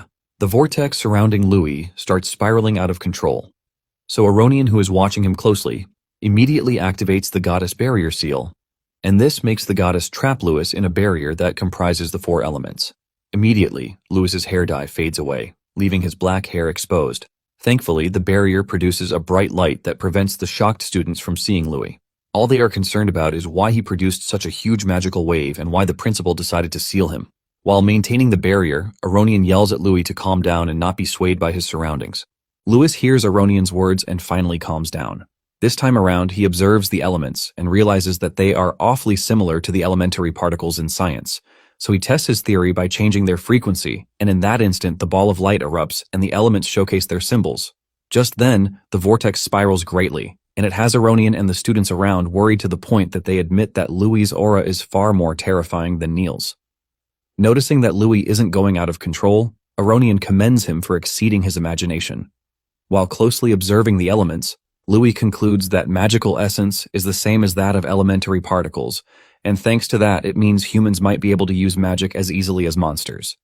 With that, he absorbs the element and notes that just like elementary particles, they are constantly in motion, which means that by harmonizing their movement with the flow of qi and breathing, the circulation of the elements becomes smoother. And if that's the case, Louis might be able to create a magic crystal in his body and use magic like qigong techniques. Louis concentrates hard, and a crystal shape forms in his eye. Immediately, ice crystals grow around him, and the barrier used to house him shatters into pieces. Aronian is stunned by Louis's ability, and he smiles as he watches Louis fly into the air by manipulating wind magic. The other students witnessing the scene run for their lives and cry for help as ice crystals rapidly erupt behind them till they are eventually frozen to the bone. Sensing how dangerous things are becoming with Louis's power, Aronian steps up, saying he has to suppress the power, so he calls out to the goddess, chanting a prayer while holding an emblem. Immediately, he creates a huge barrier of flames that offsets Louis's icicles, and the impact of the collision alerts people in the library, outside the temple, and in the training room. Right after, Aronian wonders what kind of element Louis just used, while Louis checks his body out and realizes how he has combined two elements to form a new element. As he wonders who to talk to about it, he spots Aronian looking at him seriously. Confused, Louis sees the flame barrier, but Aronian snaps his finger and the entire barrier collapses into the badge. He then asks Louis if he knew what he had done, and when Louis looks around, he sees some fallen students, so he realizes he had gone too far. Aronian speaks to Kalk through his comm, saying he's going back to his office and he'll leave him to do the cleanup. Right after, he tells Louis to follow him, believing Louis has a lot of questions for him. On getting to his office, Aronian congratulates Louis on awakening not just an elemental attribute, but the complete 4 of them. Louis then shows him their core, and Aronian is impressed that he can handle the elements very smoothly, so he hands Louis a book that he had used during his time to study magic, but then informs Louis that the book will only help him with wind and earth, since those are the elements he can use, but for fire and water, Louis should ask Faye and Miliana. Since the girls are from great families and they know him, they are the best choice. With that out of the way, Aronian calls for Kylie, and in that instant, she spawns into his room, so he introduces her to Louis as his trusted aide. Just after he informs Louis that she'll protect him henceforth, Kylie asks Aronian and Louis to move to another place, and they follow her to a private training ground where Aronian has reinforced its walls with earth magic. For starters, Kylie asks Louis to show her his element, and Louis demonstrates while explaining that by speeding up the movement of 2 elements and blending them, he has created a new element, which he calls ice.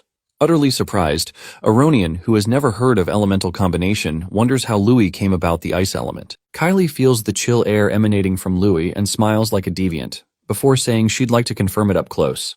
In a split second, she closes the distance between them and swings her fists at Louis, who parries her blows and returns his with his ice-imbued element. At one point, Kylie struggles to fight off his punches, and she nearly gets hit, so she backs off and wonders if Louis got faster. Then it dawns on her that she has gotten slower, and it might have been the effect of the ice element. As she melts off the ice using her fire element, she asks Aronian to confirm if elemental fusion has been done before. But he denies and tells her that, since the very beginning of magic, many geniuses who had studied it had tried to fuse the elements, but none had ever succeeded. In their world, most people can control a single attribute, and only a tiny few awaken to multiple attributes. Even the Empire's strongest saint, Mirian, known as the once-in-a-lifetime genius of the Eastern region, could control 3 elements and also tried to fuse 2 attributes, but failed. Aronian explains how Mirian's mind and body couldn't keep up, so it wasn't something a normal human could endure. Aronian explains that humans need the mind and body to control the elements, and with the way Louis pulled his off, he needed strong willpower to guide the elements and release them outside the body. If one tries doing it with multiple elements, the elements would collide with each other, and it could cost the wielder's life. Fixated on Louis, Kylie suspects that Louis's potential may rival a saint's. So she heats herself with fire magic and then tells Louis to fight her once more. She charges right in, and as they clash, Aronian informs Louis about how Mirian had come up with 2 hypotheses to handle multiple elemental attributes simultaneously.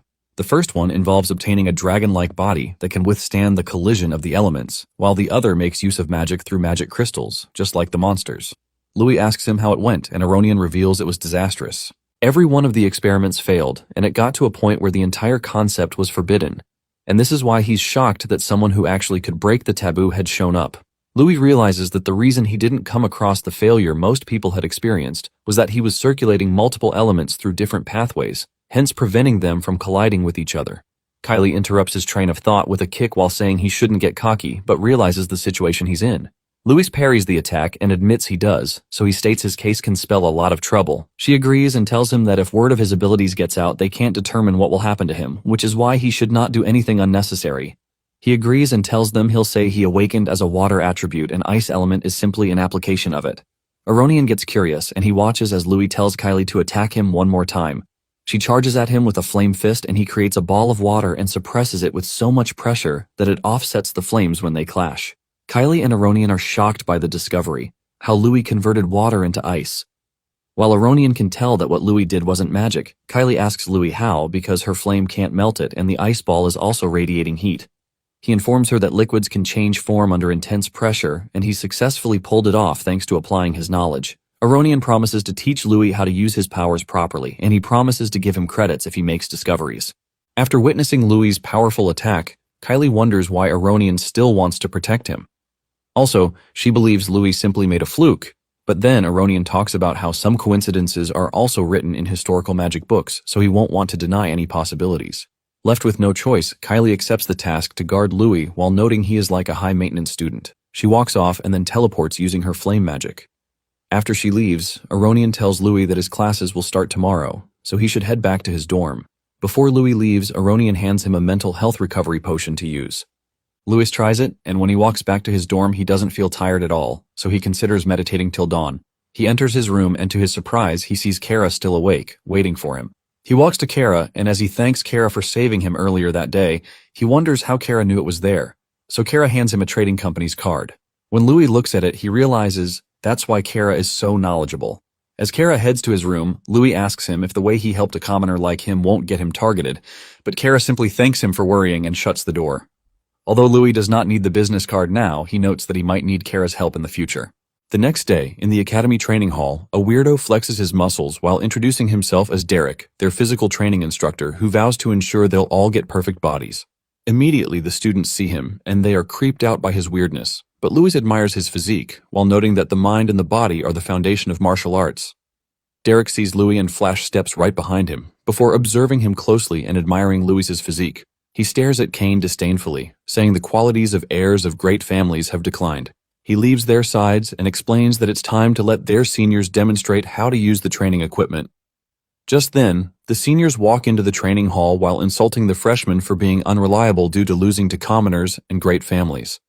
They vow to show them the gap between the apprentice class and fighters. Derek tells them to get to it, so one of them informs them that the weight is reinforced with earth magic. He sits down and casually lifts a ton worth of weight. They are shocked as they watch the seniors easily defy all odds in the exercises.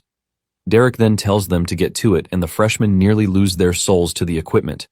The seniors make fun of them, but they are stunned when they see Louis lifting 10 tons and smoking the treadmill with his speed while heavily clamped down with weights. He spins so fast on the device that it creates a tornado. Everyone watching is shocked, and they wonder if Louis doped, but then they note there's no magic potion reaction. Out of the corner of their eye, they notice Neil also giving it a go. Neil lifts 15 tons, then runs on the treadmill while carrying 20 tons. After proving himself, he tells Louis to compete with him and use it to settle who's really on top. Louis refuses by telling Neil that their goal is to build their body, and showing off their strength to others is pointless. The senior, who had worked himself to the bone to impress the freshman, gets mad and attacks Louis, believing Louis was insulting him, so he yells at Louis, saying he shouldn't get cocky because he's a little strong. He asks them for their attributes, and when Neil proudly says he has 2, the dude freaks out. Neil then asks Louis, and Louis lies to him that he only wields water. Immediately the senior hears him, he laughs at Louis and makes fun of him by indirectly calling him a waste because of his water magic. Confused, Louis asks what's so funny, and Miliana explains to him that the water attribute only has Aqua Blade as an attack skill, and it's more suited to defense and support. Because of this, most people look down on it compared to other elements. The bully continues making fun of Louis and informs him that there's no single water attribute grandmaster in history. He yells at Louis to continue living his life as a support, and this pisses Louis off, who confirms with him that the highest rank a water wielder can attain is a master. As the upperclassman makes fun of Louis, Kane and Faye speak up and tell him to shut his trap. As the sides argue, Jess meets Derek and talks about how handling magic requires toughening the body, which means endurance training is perfect for that. Students will need to take hits on purpose to raise both control over mind and physical toughness, so Jess proposed a friendly match that doubles as endurance training. He vows to show them with his body how useless water attributes are. Kane reminds Louis that Jess is Sheath's brother, and he's clearly aiming to beat Louis to death since the water attributes are not great for protecting the body. Prepared, Lewis tells Derek that there's no such thing as a better or worse attribute. Amused, Derek asks Louis if he's accepting the challenge, and Louis affirms while stating that he'll fight the seniors and prove he's right. Kane worries for Lewis, but Louis calms him down, and Derek commences the bout while informing them that they can use magic only in the central area. Before they commence, he tells them that dodging attacks is strictly forbidden, and this riles Neil up, who burns with vigor. He requests a challenge, but the seniors turn him down because he has a dual attribute. One of the seniors walks to face Louis instead, with the plan to educate him, so he uses his magic and makes an earth armor, then leaps at Lewis with murderous intent. Suddenly, a fist strikes him squarely and sends him crashing to the ground. The entire audience is shocked, and even wonders how Neil could hurt him so badly through his ultimate defense, earth armor, in one hit. Upon seeing this, Jess orders the other seniors to take Neil down, and they immediately dash at him, and this gets Neil excited, so he rips off his shirt and starts taking in their blows. After taking a few, he calls the attacks light work and then says all of them are way too weak. In that instant, he grabs one of their legs and swings him like a baton, flinging him away. The Rocky fella leaps just in time and informs Neil that his back is wide open. He punches Neil squarely in the back, thinking he got him. But to his surprise, his armor shatters and he screams as blood spurts out of his injured wrist. Neil turns back at him and belittles the attack, calling it a mosquito bite. The injured dude holds his broken fist and notes that Neil concentrated all his magic on one spot on his body, and he wonders how Neil, who just recently awakened, is controlling mana on par with an apprentice. Neil sends him crashing into the wall, and Derek uses the fallen fodder as an example to the freshmen by instructing them not to forget their basics or they'll end up like him. Lewis is terrified by Neil's brutality, but then other upperclassmen leap at them to strike them. Faye, Kane, and Miliana offset their attacks with the same elements. With the others occupied, Louis stares at Jess and says it's time for the main event. Jess gets pissed just by hearing Louis talk about himself like a main character, so he vows on his position as the heir of the Harry family to teach Louis what a noble's dignity, pride, and manners are. He instantly leaps at Louis and fires a wind arrow attack, but Louis uses his highly condensed water as a shield and it transforms into ice. The ice shield stops the attack, and as it grows, Jess automatically backs off. By the time he looks at his hand, he trembles as he sees it frozen over. Confused, Jess asks Lewis if it's water magic, and Louis affirms, calling the ice an application technique of water magic. Miliana and the others are surprised by it since it's their first time seeing such a technique, but it pisses Jess off, and he agrees with Brian that the freshmen are nothing but troublemakers. As he considers using a particular technique, he sees Neil mollywopping his colleagues, so he smirks at Neil, who immediately charges at him to strike him down, but Jess moves past him with ease and baits Neil to come after him. Neil gets pissed, and he crashes every time he tries to hit Jess. At one point, Kane kicks him away while telling him to calm down. Jess dodges him and goes toward Louis, so Neil follows right after him and tries to crash into him, Hulk style, but Jess safely jumps away. Lewis also leaps out of Neil's range, and in that instant, Neil attacks him with a roundhouse kick from behind. Thankfully, Lewis sees it just in time to react to it with his ice. Then he insults Jess for being shameless for performing a sneak attack, which contradicts his talk earlier on pride and honor. Jess simply scoffs at Louis and says he simply made the right decision to win. Neil leaps into the air to strike Jess, and he nearly hits Louis, who immediately dodges and lands back on the ground. Jess aims for Louis' head with a drop kick, but Neil smacks him away. As Jess falls bleeding to the ground, Neil asks him why he can't understand that teaming up is the best strategy. With Jess out of the way, Neil then tries to hit Lewis multiple times, but Lewis evades all his attacks. Derek eagerly watches their fight and calls Neil a battle genius, even suspecting he might be better than William. As Neil continues his strikes, Lewis grabs his hand and then hits him on the throat, calling it Neil's weakness. As Neil steps backwards and gasps for air, Faye yells at Lewis for attacking Neil in a dangerous area, and due to her distraction, Neil grabs Lewis's arm. Then he tells Louis to feel the pain, so he headbutts him and calls Louis an insect, and he hopes to have a brutal fight. Lewis, on the other hand, reminds Neil of how the school rules warned them not to intentionally hurt others, but because Neil has crossed the line, he plans to get serious with him. In that instant, he uses ice magic on Neil, who holds him, and Neil replies that Derek had told them to show off their proud body, so he isn't running or hiding. Immediately, the ice envelopes Neil, and Lewis asks him if he prefers something tougher. Without wasting time, Neil, who is fuming with fury, tells Lewis that he doesn't need to ask. After all, the pain is unbearable. Neil activates his flames and destroys Lewis's ice. He then punches his own arm before stating that fighting Lewis makes him stronger, so he beckons to Louis for them to continue. One time when Neil drank by the river, a pack of wolves attacked him, and that was the first time he felt pain, so he grabbed them by their snouts and tore them to shreds with his brute strength. That was when he got enlightened and concluded that pain is not only the proof that one is alive, but also what makes him stronger. He believes only the strong can survive in their world, and that's why he wants more pain. He leaps into the air while calling Louis's name and states that they are the same because they are monsters starving for power. As he tries to bring down his enhanced fists, Louis redirects his blow by parrying it and sending him crashing. Immediately, Neil readies himself to fight, but Louis plants a kick on his face. Still, Neil stands through it, and he craves for more deadly combos. Faye and Kane worry about Neil getting himself killed, so they decide to rush in, hoping to save him, but Neil stops them by yelling at Louis that he isn't done. While he swings his fist, Louis wonders how to stop him without breaking the school rules, so he thinks of freezing him in place. He avoids Neil's blow and tells Neil to calm down before striking him in the chest with Ice Tempest. The move sends Neil flying and crashing into a huge ice barrier. Neil, despite complaining that it hurts, ignites, unleashes his flame magic, and his muscles tighten as if absorbing all the hits into energy which he plans to unleash. Derek is amused, and he folds his hands, hoping to witness some drama from Neil, who tries to get back on his feet and prepares to continue fighting. Suddenly, Kylie spawns out of nowhere and knocks the daylights out of Neil. She calls him a muscle-headed idiot who has gone too far. Immediately, Derek sees her. He scoots over and acts like a fangirl, but she brushes him off, while warning him about how his taciturn attitude can nearly get a student killed. He complains about how her harsh remarks hurt, then clears the air by saying he would have stepped in if things got dangerous, but he only wanted to draw out their true potential. She looks at him with disbelief and informs him that she's been tasked to protect Louis, which means he should know why.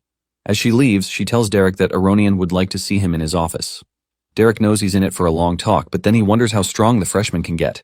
He orders Neil to put on his clothes and swears he'll let it slide just this once, but the next time Neil goes wild, he'll fuck his credits. Neil, on the other hand, only thinks about how he couldn't endure a master's attack and how he'll go broke just from buying clothes, so he concludes he'll hunt monsters for cash. The bell rings, and the teacher calls it a day for them, so he orders the upperclassmen to go first while the freshmen rest and drink some potions. He promises to push them harder from their current status, and he warns them not to cower or cry. Kane meets up with Louis and asks him if he knows the number of times freshmen have beaten their seniors. Louis struggles to answer since he isn't a dork, so Kane tells him that it's been 3 times that such an occurrence has happened in their school, despite the 100 years since their school was founded. Not only that, in those years where the freshmen beat their upperclassmen, several grandmasters came from that freshman class. Louis asks him for the recent set, and Kane says it was the year their fathers enrolled. As Jess and his lackey leave, the lackey apologizes and thinks about taking care of Neil and Louis in the shadows. But Jess calls the 2 freshman geniuses who stand head above the rest. Then he praises his follower for doing well. He calms the boy by telling him there's no need to rush, because they'll have plenty of chances for revenge. After all, no matter how much of a genius they are still citizens of the Empire, and as nobles, Jess and the others are the key people who control their fate. Later that day, Faye talks to Miliana about Louis's talent for water magic, and she believes that if Miliana sticks around Louis, she might get stronger. Miliana instantly admits that she cannot copy Louis's technique because not a single person has ever used such strange techniques. Miliana realizes she has to come up with more water attribute attack options. Faye tells her not to worry that much about it since she's still young, but then Miliana steals her resolve, admitting that she has to push herself for her family's sake. Faye, who had predicted how Miliana would act, suddenly calls out to Louis, saying that Miliana wants to talk to him. The onlookers gasp as they wonder if she wants to make a confession. Louis shows up a few seconds later, and he asks Miliana if she wants anything from him. Faye goes straight to the point by asking Louis if he can teach Miliana the water magic he used earlier, and he readily agrees, saying they're friends. Miliana, upon hearing that word, tells him sternly that someday she might cause him some trouble, but then she asks mildly if he won't regret being friends with her. Louis disagrees and tells her he will never betray his friends, but she nods while saying she didn't want to drag him into this, then she bolts away. Faye chases after her, and Louis realizes they've all got their circumstances, and if there'll ever be trouble, he might be the one to cause it for everyone. Curious, he asks Kane if he knows anything about Miliana, and Kane tells him that Miliana is the daughter of the Royce family and the granddaughter of a grandmaster. Back when her grandmother was alive, the Royce family was thriving, but after she passed away, they lost their influence. He doesn't know much about her family, so he advised Louis to ask Faye. Louis then asks Kara if he knows anything, and Kara reveals that the Royce family is associated with the association. Louis gets more curious, so he asks for more details, but he realizes he'll have to ask Faye or Miliana herself for the rest. Later that day, at the first magic training ground, the next instructor, named Sid, teaches them about how magic is the goddess's blessing and the true essence of their world. The man plans to teach them how to handle magic and use martial arcane. As he introduces himself, Kane notices Louis sighing, so he asks why, since Louis seemed excited for the class. Louis then explains that he feels Sid hates him. Immediately, Sid shows up and scolds him, saying he shouldn't chat while the class is going on. He then minuses a credit from them while stating he's not like Derek, so if they continue interrupting, they'll eventually hit 0. As he walks off to continue his lecture, he scolds Louis once more and subtracts a point, stating that Louis should learn proper noble etiquette, culture, and how to behave as a student. Sid then creates magic, and once he unleashes it, it transforms into a giant statue made from earth. He continues his explanation on how one needs to master both magic and martial arts to use martial arcane in real combat. While amping his hand in mana, he tells them that if they want to become a full-fledged apprentice, first, they must learn to manifest mana into a weapon, and once they've done that and can cover their whole body with arcane armor, they can become a fighter. In that instant, the mana takes the shape of a sword, and he swings it while telling them to control mana with their body, connect with it through their mind, and channel it through their movements. From that distance, the swing mana blade cuts the statue, and the students are very impressed. As Sid finishes his demonstration, he tells them he'll later have them all attack the stone statues in that same way, and the student who deals the most damage will get 5 credits. Before they get on with that, he orders them to form groups based on their attributes. Neil gets exempted due to possessing a dual attribute, but then, Sid orders students with water attributes to go to the side, practice arcane armor, and then they should help with warm-ups. As Kane splits up with his team, other students make fun of Louis and Miliana for having the weakest attribute. Miliana feels sad for being stuck at practicing support spells and not being given the chance to attack the statues like the others. She notes that she wants to prove her strength to someone important to her, but at the current rate, she can't help the person become a grandmaster. After listening to her, Louis wonders who she's talking about, and he even suspects the person is someone from the Arcanist Association, so he asks Miliana what's wrong, but she shakes her head while saying it's nothing, and it doesn't have anything to do with him. Curious, he asks her why she's fixated on attacking since water magic is used more for support magic and other attributes. He talks about how important it is to disrupt enemies and protect allies, but then Miliana tells him she wants to become a grandmaster and restore the Royce family, and to do that, she must have the ability to attack and defend. She then mentions that the goddess wouldn't create an incomplete attribute and there must be powerful attack spells for water, just like the others. Miliana goes on about how she tried boosting the Aqua Blade with magic potions and developed multi-hit versions, but in the end, it couldn't make up for the water's lack of firepower. As she wonders if water cannot reach Grandmaster, a fellow student calls out to her and instructs her to warm him up with Aqua Shield when it's his turn. A few moments later, he tries to attack her with wind, but she blocks it with her water shield. While at it, Louis relates to Miliana and realizes she's similar to him from his previous life. Back then, he was made fun of for researching martial arts when he could not exercise due to his awful asthma. During those times, they'd bully him while looking down on him and instructing him to give up on impossible dreams and die. He sees how she's still pushing like him, despite the odds against her, so he wonders if, like the case of Kane, he can show her a new martial path. With that, he takes a step forward and helps her create ice, which drives the other student away. He eagerly tells Miliana that he believes in water's potential, then he asks her to watch his technique. She blushes, seeing how close he is, and asks him if he's serious. To prove himself, Louis calls out to Sid and asks if he can also try attacking the statue, but Sid warns him that failure to damage it will cost him some credits. The harsh man looks down on Louis while insisting that Louis should keep practicing mana control for the time being, and he asks Louis if he plans to use ice magic. Louis tells him he has thought of a better way to increase the power of water magic attacks. On hearing this, the other students laugh at him, believing it's impossible, and even Miliana tells him how the statues are special artifacts made from rare magic ore and reinforced with earth magic, and that's why a normal water spell won't scratch them. She worries about Louis losing all his credits, but he pats her, saying it's fine and he's got a plan. He walks straight to the statue, and while grabbing some sand, he notes that the people of this world don't know of the saying that what is soft overcomes hard. With the sand he scoops up, Louis notes that if he applies high pressure and fire at the statue at high speed, it'll become a weapon that can cut through anything. In that instant, he slices the statue multiple times with the jet stream pressure, and the students who at first wonder if anything happened see as the statue is cut into pieces. Even Sid is shocked to see such a reinforced statue fall into pieces like a sashimi. With that, Louis tells them it's the power of water magic. Later that evening, as the students leave for their dorms, Kane makes fun of Sid by telling Louis and Kara how Sid's face went pale when he saw Louis pull that impossible move, and after handing Louis 5 credits, Sid bolted from the room seconds after the class ended. Louis, on the other hand, says he was so focused on water training that he didn't look at Sid's face. Kane then suggests they inform Faye about the water magic Louis had used because she's been working hard to find a new path for Miliana, and she's been buying her a lot of pricey mental recovery options.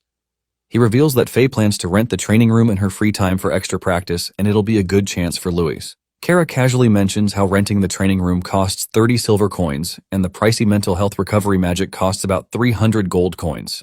This shocks Louis, who finds it insanely expensive. So he reaches out to Kara and asks him for a favor, stating that they've got a training mission in a few days. On D-Day, Derek marvels at the students, commending them for improving their physical stats. So he informs them that they'll be taking part in academy training missions, and it's their duty and chance to get stronger. Since their current meetup spot is right outside the Great Forest, Derek tells them about how the academy is connected to the forest, which used to be a territory that housed powerful monsters, but now it simply serves as a border to other nations. Derek tells them that monsters still live in the forest, and the closer one moves to the forest's center, the more powerful the monsters they meet there, and the opposite can be said about the edge of the forest. Derek then reveals that the academy was built nearby partly to defend against the Empire from the monsters in the forest, and it's why they send students periodically to help exterminate some monsters during their training missions. He tells them that magic crystals gotten from the mission can be exchanged for credits and rewards when they return, and the student with the biggest loot gets a bonus. However, if they push their luck and end up fighting monsters above their power, and they need Derek to rescue them, they'll lose a credit point. While Neil prepares for the onslaught, believing it's the time for him to cut loose, Louis tells Faye that he plans to use the real combat experience to train Miliana, since such a position is the best time for people to show their real power. With that, he suggests they form a team of 5. After all, they've got the teamwork, and it's very efficient compared to paying to rent the training room. Once Faye asks Miliana about her opinion, Miliana immediately agrees, so Derek tells them they'll go first and will take their first training mission together with some seniors. He calls it a good chance for them to take advantage of their experience and learn a lot. Unfortunately for Louis, the seniors are Jess's crew, and they tell Louis's team about how dangerous the forest is, so they should peel their eyes open and ensure they don't get themselves killed. Louis tells Jess not to worry about them because people only grow when they overcome danger.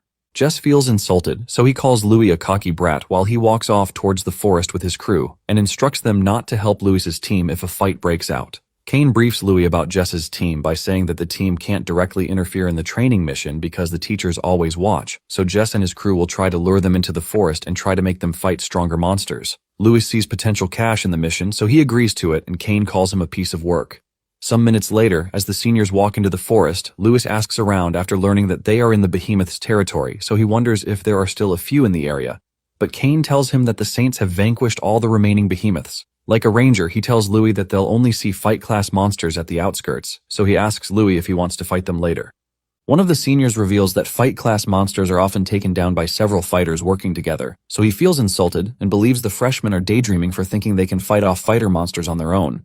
Just then, a fighter-class grand bear appears right in front of them, so the senior leaps to a tree branch before saying he'll leave them to handle it while he watches them. After observing the bear, the senior notes that the bear looks very strong among the others of its class. With Louis' signal, everyone takes their battle position, and the bear roars at them. They charge right at it and evade its clawed swings. Kane especially uses wind magic to avoid being sliced off. Then he attacks the bear with his twin blades by using gravity as momentum. But the attack deals no damage. The bear tries to swat him, but Kane evades, and before the bear can do a follow-up, Kara shoots flame at it. The bear gets pissed, but Miliana binds it with water magic before hurling it deep into the forest. Surprised, Louis asks Faye about Miliana's move, and Faye tells him that it's Miliana's original move, which is the combination of water magic and jujutsu. Impressed by Miliana's move, Louis dashes right below the bear and says he cannot afford to fall behind. Then he kicks the bear far into the air and compresses water magic before throwing it at the bear like a Rasengan, and immediately it strikes the bear, and the monster dies. The entire party is shocked at Louis for killing the bear in one move, when other attributes barely scratched it. Louis then informs them that he used steam, and to achieve the result which killed the bear, he simply compressed heated water to a point that, when released, it detonates, resulting in steam which can burn targets and even interfere with their breathing. Louis explains how tough skin cannot protect oneself from internal damage.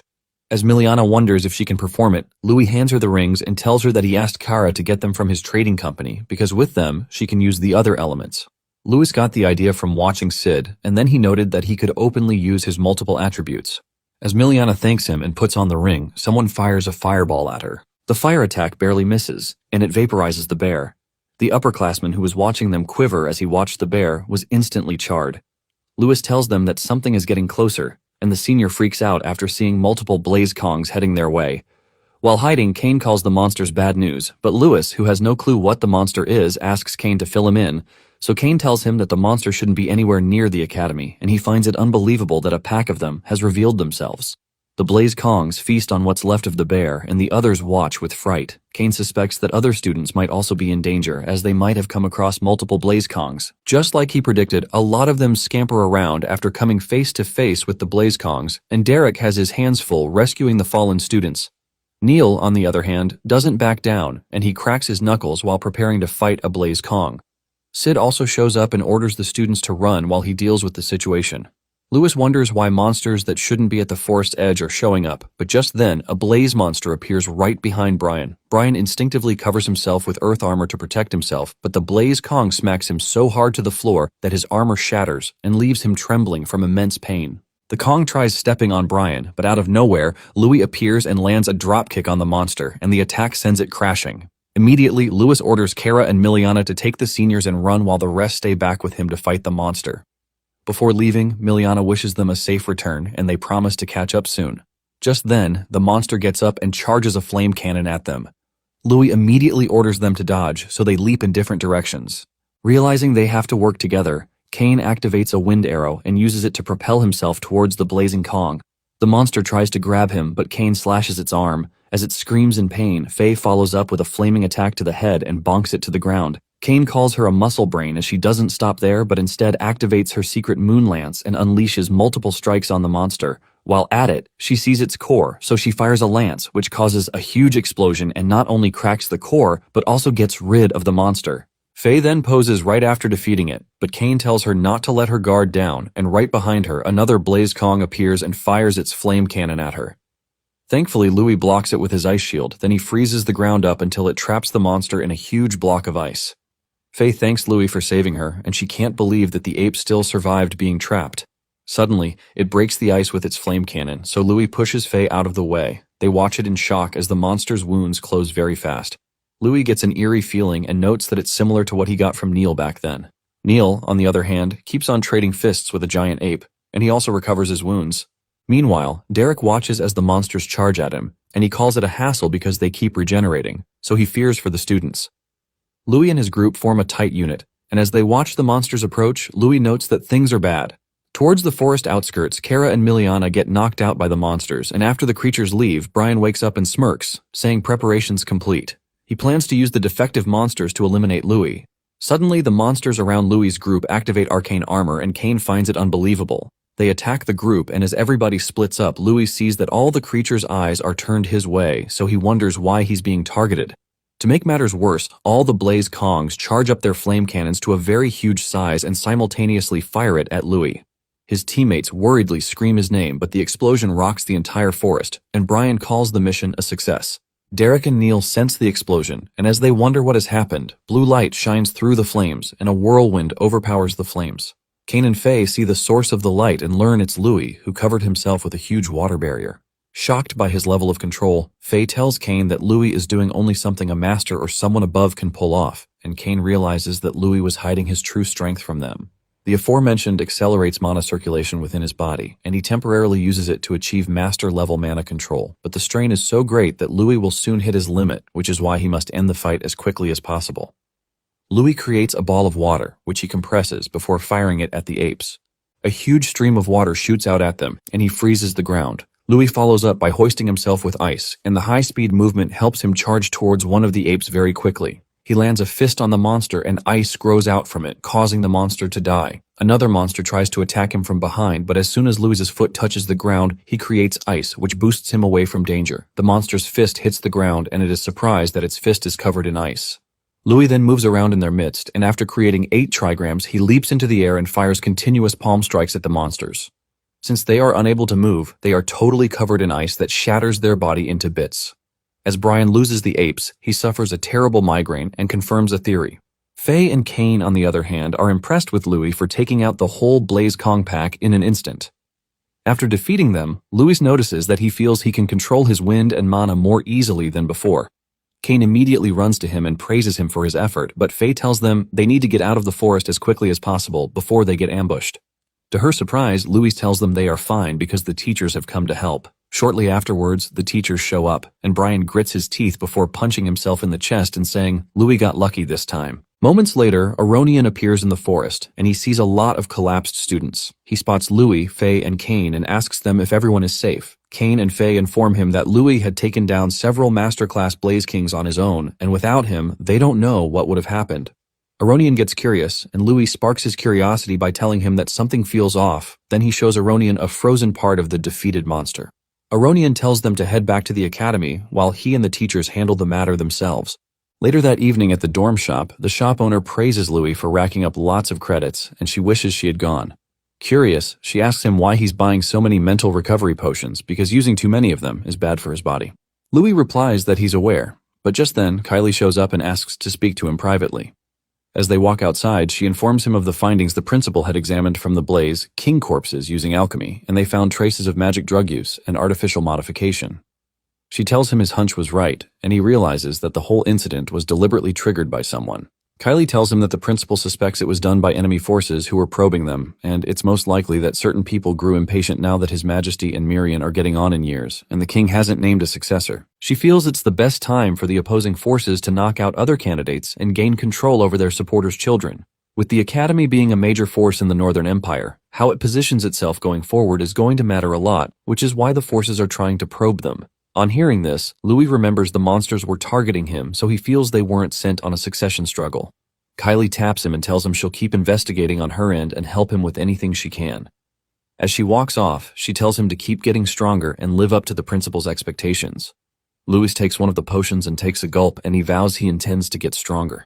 He walks off to meet his friends and says there's no time to drag his feet.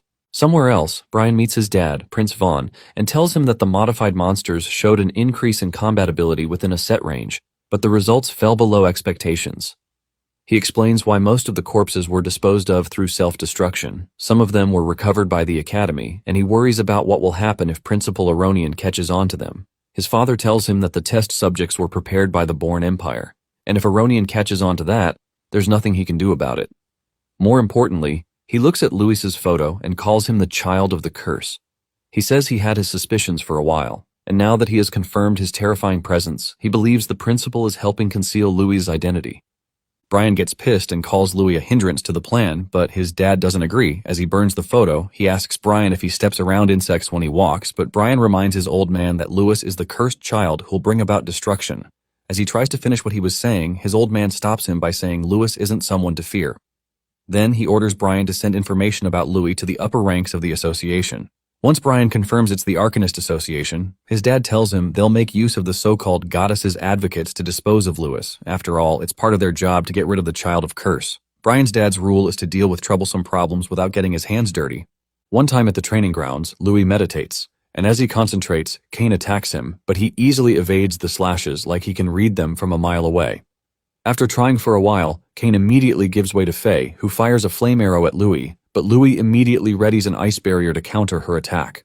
After the collision, he jumps back but then senses an incoming attack, so he creates ice with his foot to stop it, but then it explodes close to him. Faye and Kane marvel, believing they've won, but Miliana tells them it's too soon to celebrate, and Louis has probably already seen through their plan. Just then, Louis walks through the dust and tells them they've acted well. Then he commends Kane's movement and tells him he has nailed the hit-and-run tactics. He mentions how Faye boosted her spear's power by adapting their unarmed moves, and lastly, Miliana hid Kara's item with mud. He tells them the only reason he could notice the abnormality was because of his cold senses. If not, he'd have been blown away in an instant. Kane gets frustrated because they couldn't put a scratch on him, so he sighs and admits that they still can't catch up to him. Faye is amazed that Louis can sense their movements with Kai, but he downplays it and explains to them that it's a technique that involves the circulation of mind and mana. He says he's still researching it and promises to teach them how it works next time. Kara hands him a recovery potion, and as Louis takes a gulp, Kara blurts out how it feels like Louis isn't from their world, and this makes Louis nearly choke on the drink, so he spits it out and asks Kara why he made such a deduction. Kara then explains that the reason he thought of it was that Louis openly shares his secrets, rather than keeps them in the family, since that's what normal people do. Louis tries to play safe by saying the whole family tree doesn't go with him since he's a commoner, and also Kara and the others teach him just like he teaches them. So the whole otherworlder thingy doesn't apply to him, and it'd be best if they all get stronger together. Faye ruins the sappy mood by reminding them they have to rest since they have martial arts class the next day. She also warns Louis not to sneak up and train alone because she doesn't like it if any of them secretly tries to get ahead of them. With that, they bid Louis goodbye. And just after they leave, Louis takes a look at his recovery potions and notes he's almost out, so he notes he'll trade for more. As he picks a sample to gulp, Kylie appears right by his side and stops him. Then she asks him what he's been doing since he took one the previous day. She warns him that taking too many of the mental recovery potions will turn his brain into mush. Louis looks at the potion and then remembers how not only did he vow to become a grandmaster so he can get ownership of the orphanage from the association, but also the struggles he has had to get to where he currently is, and the difficulty that awaits him in the future. He tells Kylie that he's got things he needs to do, and for that he has to get stronger. He assures her that he'll be careful not to overdo it, so he's fine. Internally, Louis notes that with the help of the potion, he can double his training time, since he doesn't have the luxury to take things slow. In that instant, he gulps the potion, and as Kylie asks him if he's sure about what he has done, a red, ominous aura reeks out of Louis's body, so she immediately puts on her battle armor and prepares to fight him. Louis opens his eyes and sees her on guard, so he fears he must have done something weird, but then he notes that his mana suddenly started flowing smoother. Kylie tries to dismiss what just happened, but then she looks at the box from which he had taken the potion and sees a lot of empty glasses, so she freaks out and asks if he drank them all by himself. Left with no choice, he admits sheepishly. And she confirms from the records that it's his 8th time exchanging for potions that month. Pissed, she estimates that Louis has been drinking at least 2 potions every day. And in Louis's defense, he tells her that if he wants to be a grandmaster as soon as possible, it's the only way. Also, his body hasn't shown any problems. Kylie yells that becoming a grandmaster isn't that easy, and what Louis needs isn't drugs, but the basics. She believes that even if he can't feel it, she's sure his insides are a wreck. The weird sensation from earlier also worries her, so she plans to tell Aronian about it. Without wasting time, she grabs him and walks him out of the training room with her, and they head to the facilities to do a magic potion check to see if there's anything wrong with his body. At the principal's office, Aronian collects Louis's blood sample to watch as it reacts with the mental recovery potions, but then he finds it strange that he isn't seeing any sign of damage. Instead, the blood looks more active than before.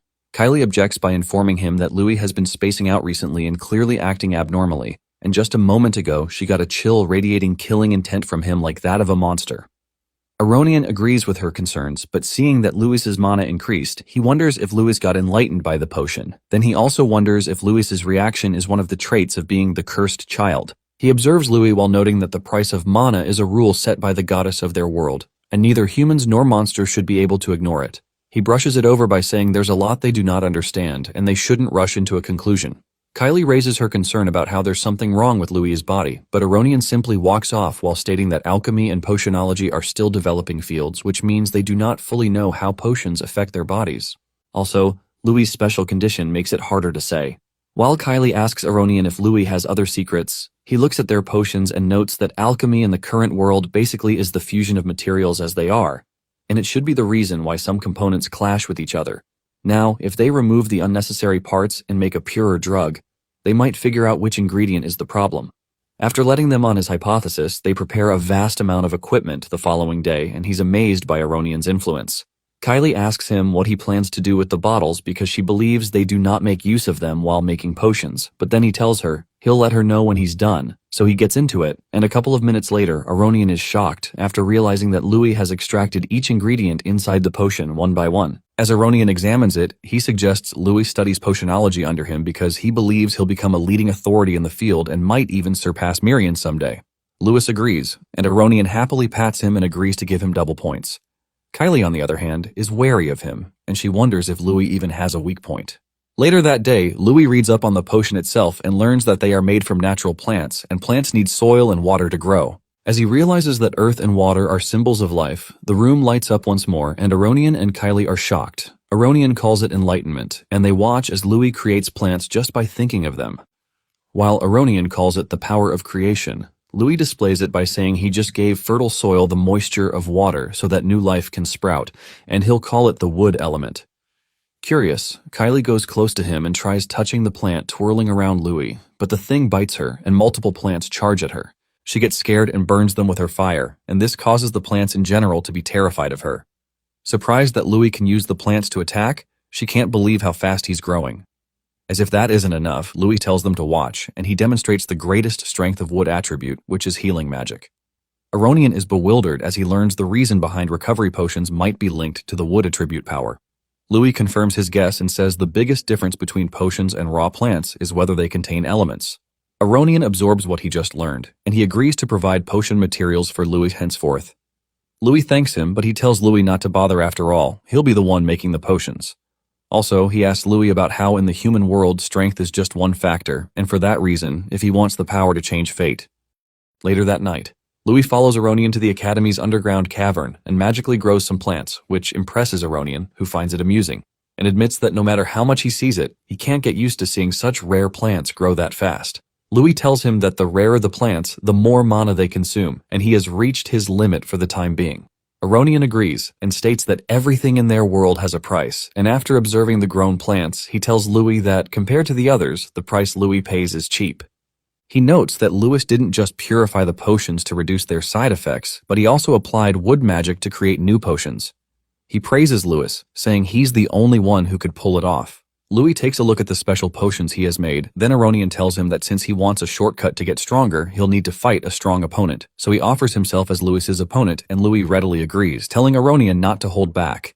He gulps each of the potions and then dashes at Aronian, and in that moment, an explosion occurs from their impact. Kylie watches them fight, and she calls Louis a monster.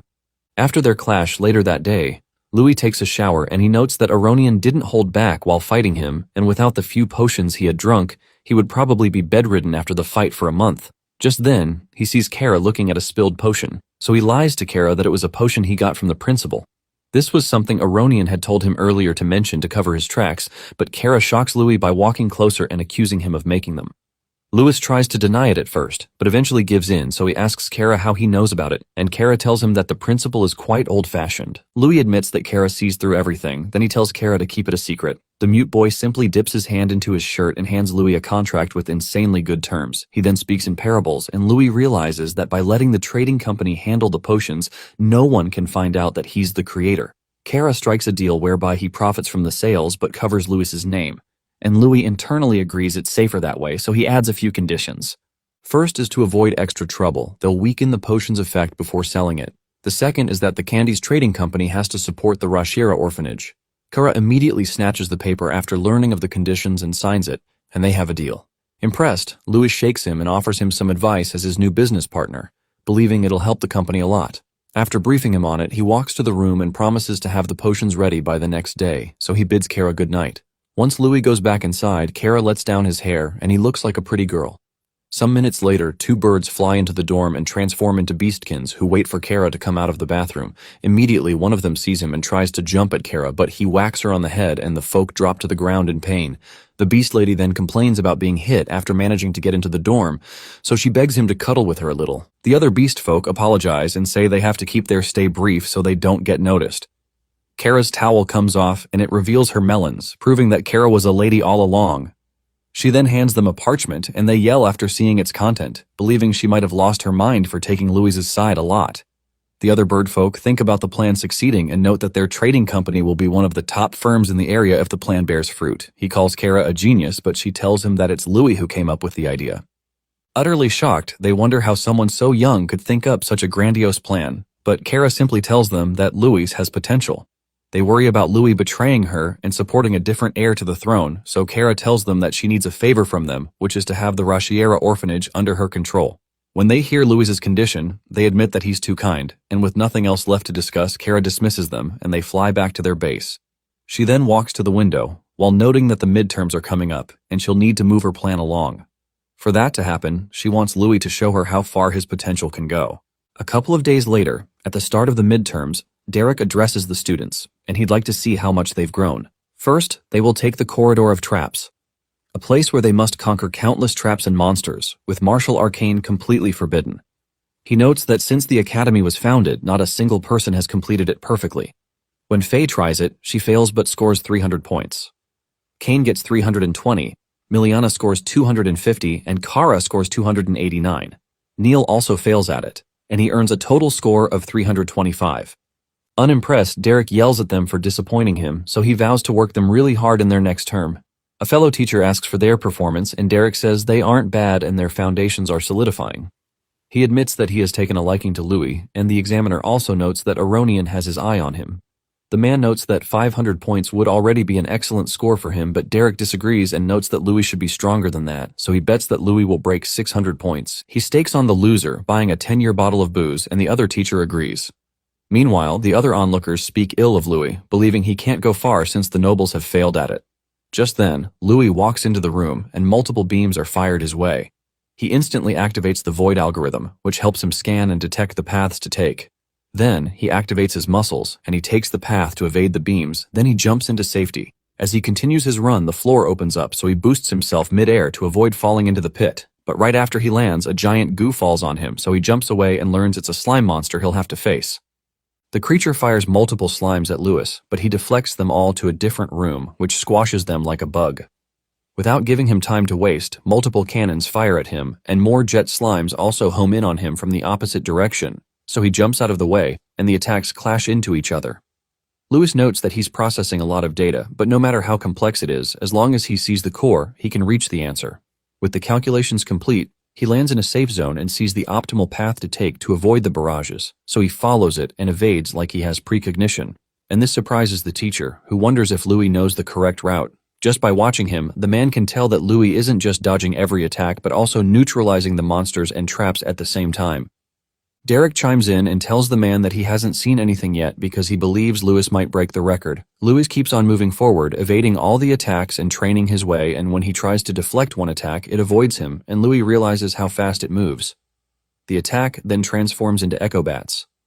Seeing the creatures, the teacher calls them the most agile monsters on the planet, so he concludes that no matter how talented Louis is, he doubts that Louis can break the record on physical ability alone. Louis, on the other hand, slams his foot into the ground and connects the debris that flies into the air with a monochain. He then fires them at the bats, and as some strike the monsters, others dodge them, so Louis follows up by physically poking the monster and whacking it. As a result, the examiner can barely believe his eyes as he watches Louis rack up points by going against his belief. With that out of the way, Louis walks out of the arena with a whopping 999 points, and this shocks all the students watching. He's granted the highest rank, and it pisses off the nobles who see his aura farming, so they vow to pound him into the ground in the practical test. The examiner is stunned that Louis broke the record with a perfect score, and Derek tells him to make sure the booze is ready before break starts. This pisses the man, and he fumes while stating that he hates betting. Louis's friends meet with him, and they ask him how and congratulate him on perfectly evading the traps without magic. Faye, who is very impressed, still vows to beat him in a one-on-one confrontation someday. Neil, on the other hand, sees Louis, and he silently walks past him, and this impresses Kane, who wonders if Neil has finally realized the gap between them. Louis says it's the other way around, and he can sense the demonic blood from Neil. With that, Derek concludes the technical test, and then he tells them that it's time for the practical combat test. He orders them to draw their lots in order and informs them they are free to go all out. He also adds that he's sure a lot of them have been looking forward to this part of the test. Jess happily speaks up and says he cannot wait to see who he's matched with, so he can give the juniors some direct guidance. He dips his hand into the lottery box and his magical ring selects a card. Before looking at it, he notes that Louis is a troublesome man whom he plans to hit when he's worn down. After that, Louis and his friends draw their lots and they learn they are in different brackets, so they realize it won't be until the finals before they go head-to-head. Faye tells Kane that he can't go into the finals unless he beats her since they are in the same bracket. Kane, although pissed about it, wonders who Louis is grouped with, and Miliana speaks up, saying she's with Louis. She believes that if they keep winning, they'll end up fighting sooner or later. Miliana takes a look at her opponents and sees they are all seniors. As they see the upperclassmen giving them death stares, Louis vows to give it everything he's got, so he tells Miliana a few tips. Neil, on the other hand, smirks after seeing who he's paired up with, and Jess tells his subordinates to ensure they wear Louis down, even if it costs them their lives. After all the students have picked their lots, Derek splits them up into brackets, and they see who they are paired with in the first round. Kane and Faye are paired to fight. Miliana will face her senior, and lastly, Neil will go against Louis in the first round. After announcing the contestants, Derek commences the match.